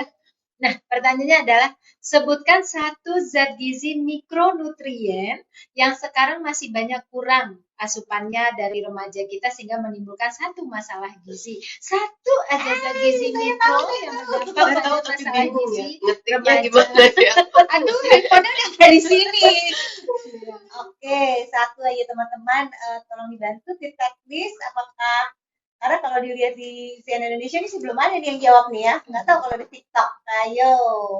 Dari IG-nya Bu Rita mungkin juga boleh loh apa namanya menjawab satu zat gizi mikronutrien yang dibutuhkan untuk apa tadi Bu Rita? Jadi itu udah ada yang tepuk tangan aja. Belum jawabnya benar ya. Satu zat gizi mikronutrien yang cenderung kurang diasup oleh remaja kita sehingga menimbulkan masalah gizi tertentu. Yang hari ini kasusnya masih banyak di Indonesia. Apakah zat gizi itu yang tadi kita bahas bersama-sama? Iya. Oke. Semua jawaban udah masuk nih? Ada jawaban udah? Oke, jawabannya apa Bu Rita? Oke, jawabannya adalah zat besi. Zat besi. Oke, kita lihat. Siapa yang terjawab? Aduh, Tiptatif, jangan sampai saya nanti diprotes nih. Namanya udah masuk. Ya mohon maaf kalau delay. Oke. Ibu Betty. Ibu Betty di TikTok ya? Woi, Bu Betty luar biasa jawabannya. Ada lagi? Kita mau cari tiga nih, tiga yang tercepat dan terbenar. Ada lagi? Wah, dari IG nggak ada yang jawab ya? Atau masih tersebar? Atau mungkin karena memang sinyalnya jadi pada ke TikTok ya. Oke. Ada lagi yang menjawab zat besi yang menyebabkan anemia. Aduh, saya jadi ini ya, apanya di kepikiran ya kalau anak di rumah. Dari ada Ibu Betty, Mbak Kori dan Huyen ya. Mbak Huyen ya. Bu Huyen ya. Dari Siantar kalau nggak salah ya. Dari mudah-mudahan kami benar ya dari Siantar bukan yang lain. Oke, selamat ya zat besi. Oke, ditunggu hadiahnya nanti akan dikirimkan oleh CNI. Yang pertanyaan kedua silakan. Oke, pertanyaan yang kedua ya. Nah, pertanyaan yang kedua adalah zat gizi utama yang merupakan penyusun struktur tubuh kita yang tidak boleh kurang karena nanti akan berdampak pada gagalnya tumbuh dan kembang serta gagal juga kecerdasan otaknya kalau zat ini tidak ada. Apakah namanya? Ini nih kayaknya tadi nih yang ada berhubungan sama alergi. Kasih itu tuh, kasih bocoran tuh, ayo. Zat apa yang wah, ini teknis lagi sibuk deh, jangan sampai saya diprotes. Ada yang jawab dari IG nggak dari IG ya. Jeng. Oke. Zat apa tadi? Bilangin silakan. Iya, zat gizi makro yang berperan untuk kegiatan vital dalam tubuh yaitu untuk mensupport tumbuh dan kembang juga untuk kecerdasan otak seseorang. Zat vital pembangun struktur tubuh. Apakah nama zat gizinya? Oke, sudah ada jawaban yang masuk? Sudah ada. Oke, jawabannya apa, Bu Rita? Protein atau asam amino. Oke, protein atau asam amino. Oke, jing jing jing jing jing jing. 3 yang tercepat. Karena kita pernah loh ya Bu Rita ya bikin kuis di live begini gitu ya. Saya tidak tahu apakah sinyal dari kami atau sinyal yang bersangkutan gitu ya. Jadi yang bersangkutan merasa sudah benar menjawab di paling itu kita nggak keluar namanya. Gimana dong? Mohon maaf ya kita lihat yang keluar di kita ya. Berarti harus ada bingkisan cadangan. Yuk. Bentar lagi dilihat ini protein. Jadi protein itu Zat vital. Zat vital Struktur yang tubuh kita dibangun atas protein. betul sebagai zat pembangun dan untuk kecerdasan. Ya, jadi jangan sampai defisit protein nih. Ya.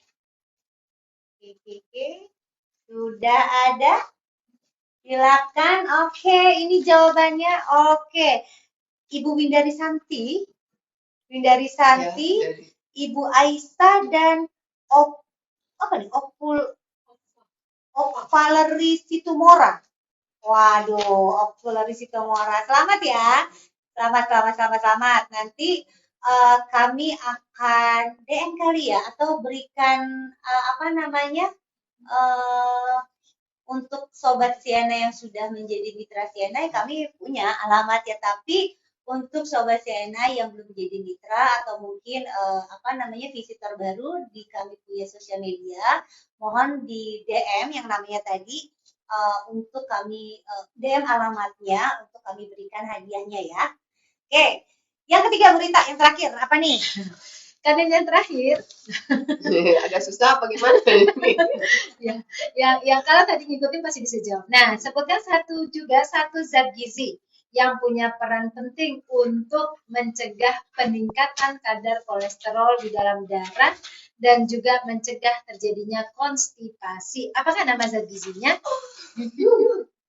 Gimana? Untuk mencegah konstipasi dan juga mencegah peningkatan kadar kolesterol di dalam darah, juga menjaga keseimbangan kadar glukosa darah. Aku tahu. 3 peran besar. Apakah nama zat gizi tersebut? Apa zat gizi itu? Ayo. Udah ada yang jawab. Sudah ada yang jawab. Dari IG. Ya. Boleh dicatat itu. Boleh itu. Dari IG-nya. Waduh. Wah, udah tuh 3 orang. Udah 3 orang ini. Seperti dari sini kita ambil ya dari IG Berita. Dari atas dinaikin ke atas. Dari lagi. atas. Atasin dulu Mas, coba. Iya. Oke, Ibu Dian Derdika. Serat bener ya? Betul ya, serat ya. Salah lagi kan. Ibu Dian Derdika, Ibu Desi Nur Vitasari, dan Ibu Tari Yunita. Nah, alamatnya mesti dikirimkan itu. Iya. Dikirimkannya DM ke Siana Indonesia IG-nya ya. Jangan DM ke Burita ya. Gak punya dia. Iya. Jangan DM ke Burita, DM ke Siana Indonesia atau tiket Siana Indonesia ya untuk kami berikan hadiahnya ya tadi. Udah dicatat ya, Mbak ya tadi ya. Mungkin ini ya biar kita juga tahu nanti apa namanya IG-nya atau IG-nya ya. Bisa dinaikin lagi tolong Mas, dinaikin lagi. Dan Derdika, Desi Nur Vitasari, dan Tari Yunita 06. Oke, baik Sobat Sianai. Sudah selesai acara bincang santai kita pada sore hari ini bersama Dr. Rita, seorang ahli gizi, nutrisionis, dan Ibu Jen dari CNI untuk produk suplemen. Mudah-mudahan apa yang disampaikan di acara bincang-bincang santai kali ini membawa banyak manfaat untuk Sobat CNI dimanapun berada, yang tentunya pastilah semua orang ingin lebih sehat dan mungkin yang sudah sedang merancang resolusi 2023 mau lebih kurus, mau lebih sehat, mau lebih fit. Mudah-mudahan acara bincang santai ini bisa menjadi tambahan informasi bermanfaat untuk resolusi Sobat Sianai dimanapun berada, karena Sianai selalu mengedepankan kualitas hidup masyarakat banyak. Terima kasih, sampai jumpa di acara Bincang Santai. Terima kasih loh Bu Iya, Rita. sama-sama. Terima kasih Sama-sama. Vijen. Mohon maaf ya Sobat Tiana kalau ada kendala teknis sedikit di ujung di IG Live kita, tetapi kan ada TikTok. Jadi jangan lupa follow TikTok CNN Indonesia juga ya untuk informasi-informasi terkini mengenai CNI. Sampai jumpa di acara Bincang Santai selanjutnya. Berikutnya pastinya akan menarik dan menghadirkan narasumber yang pastinya keren. Oke, bye. Terima kasih. CNI, Quality of Life.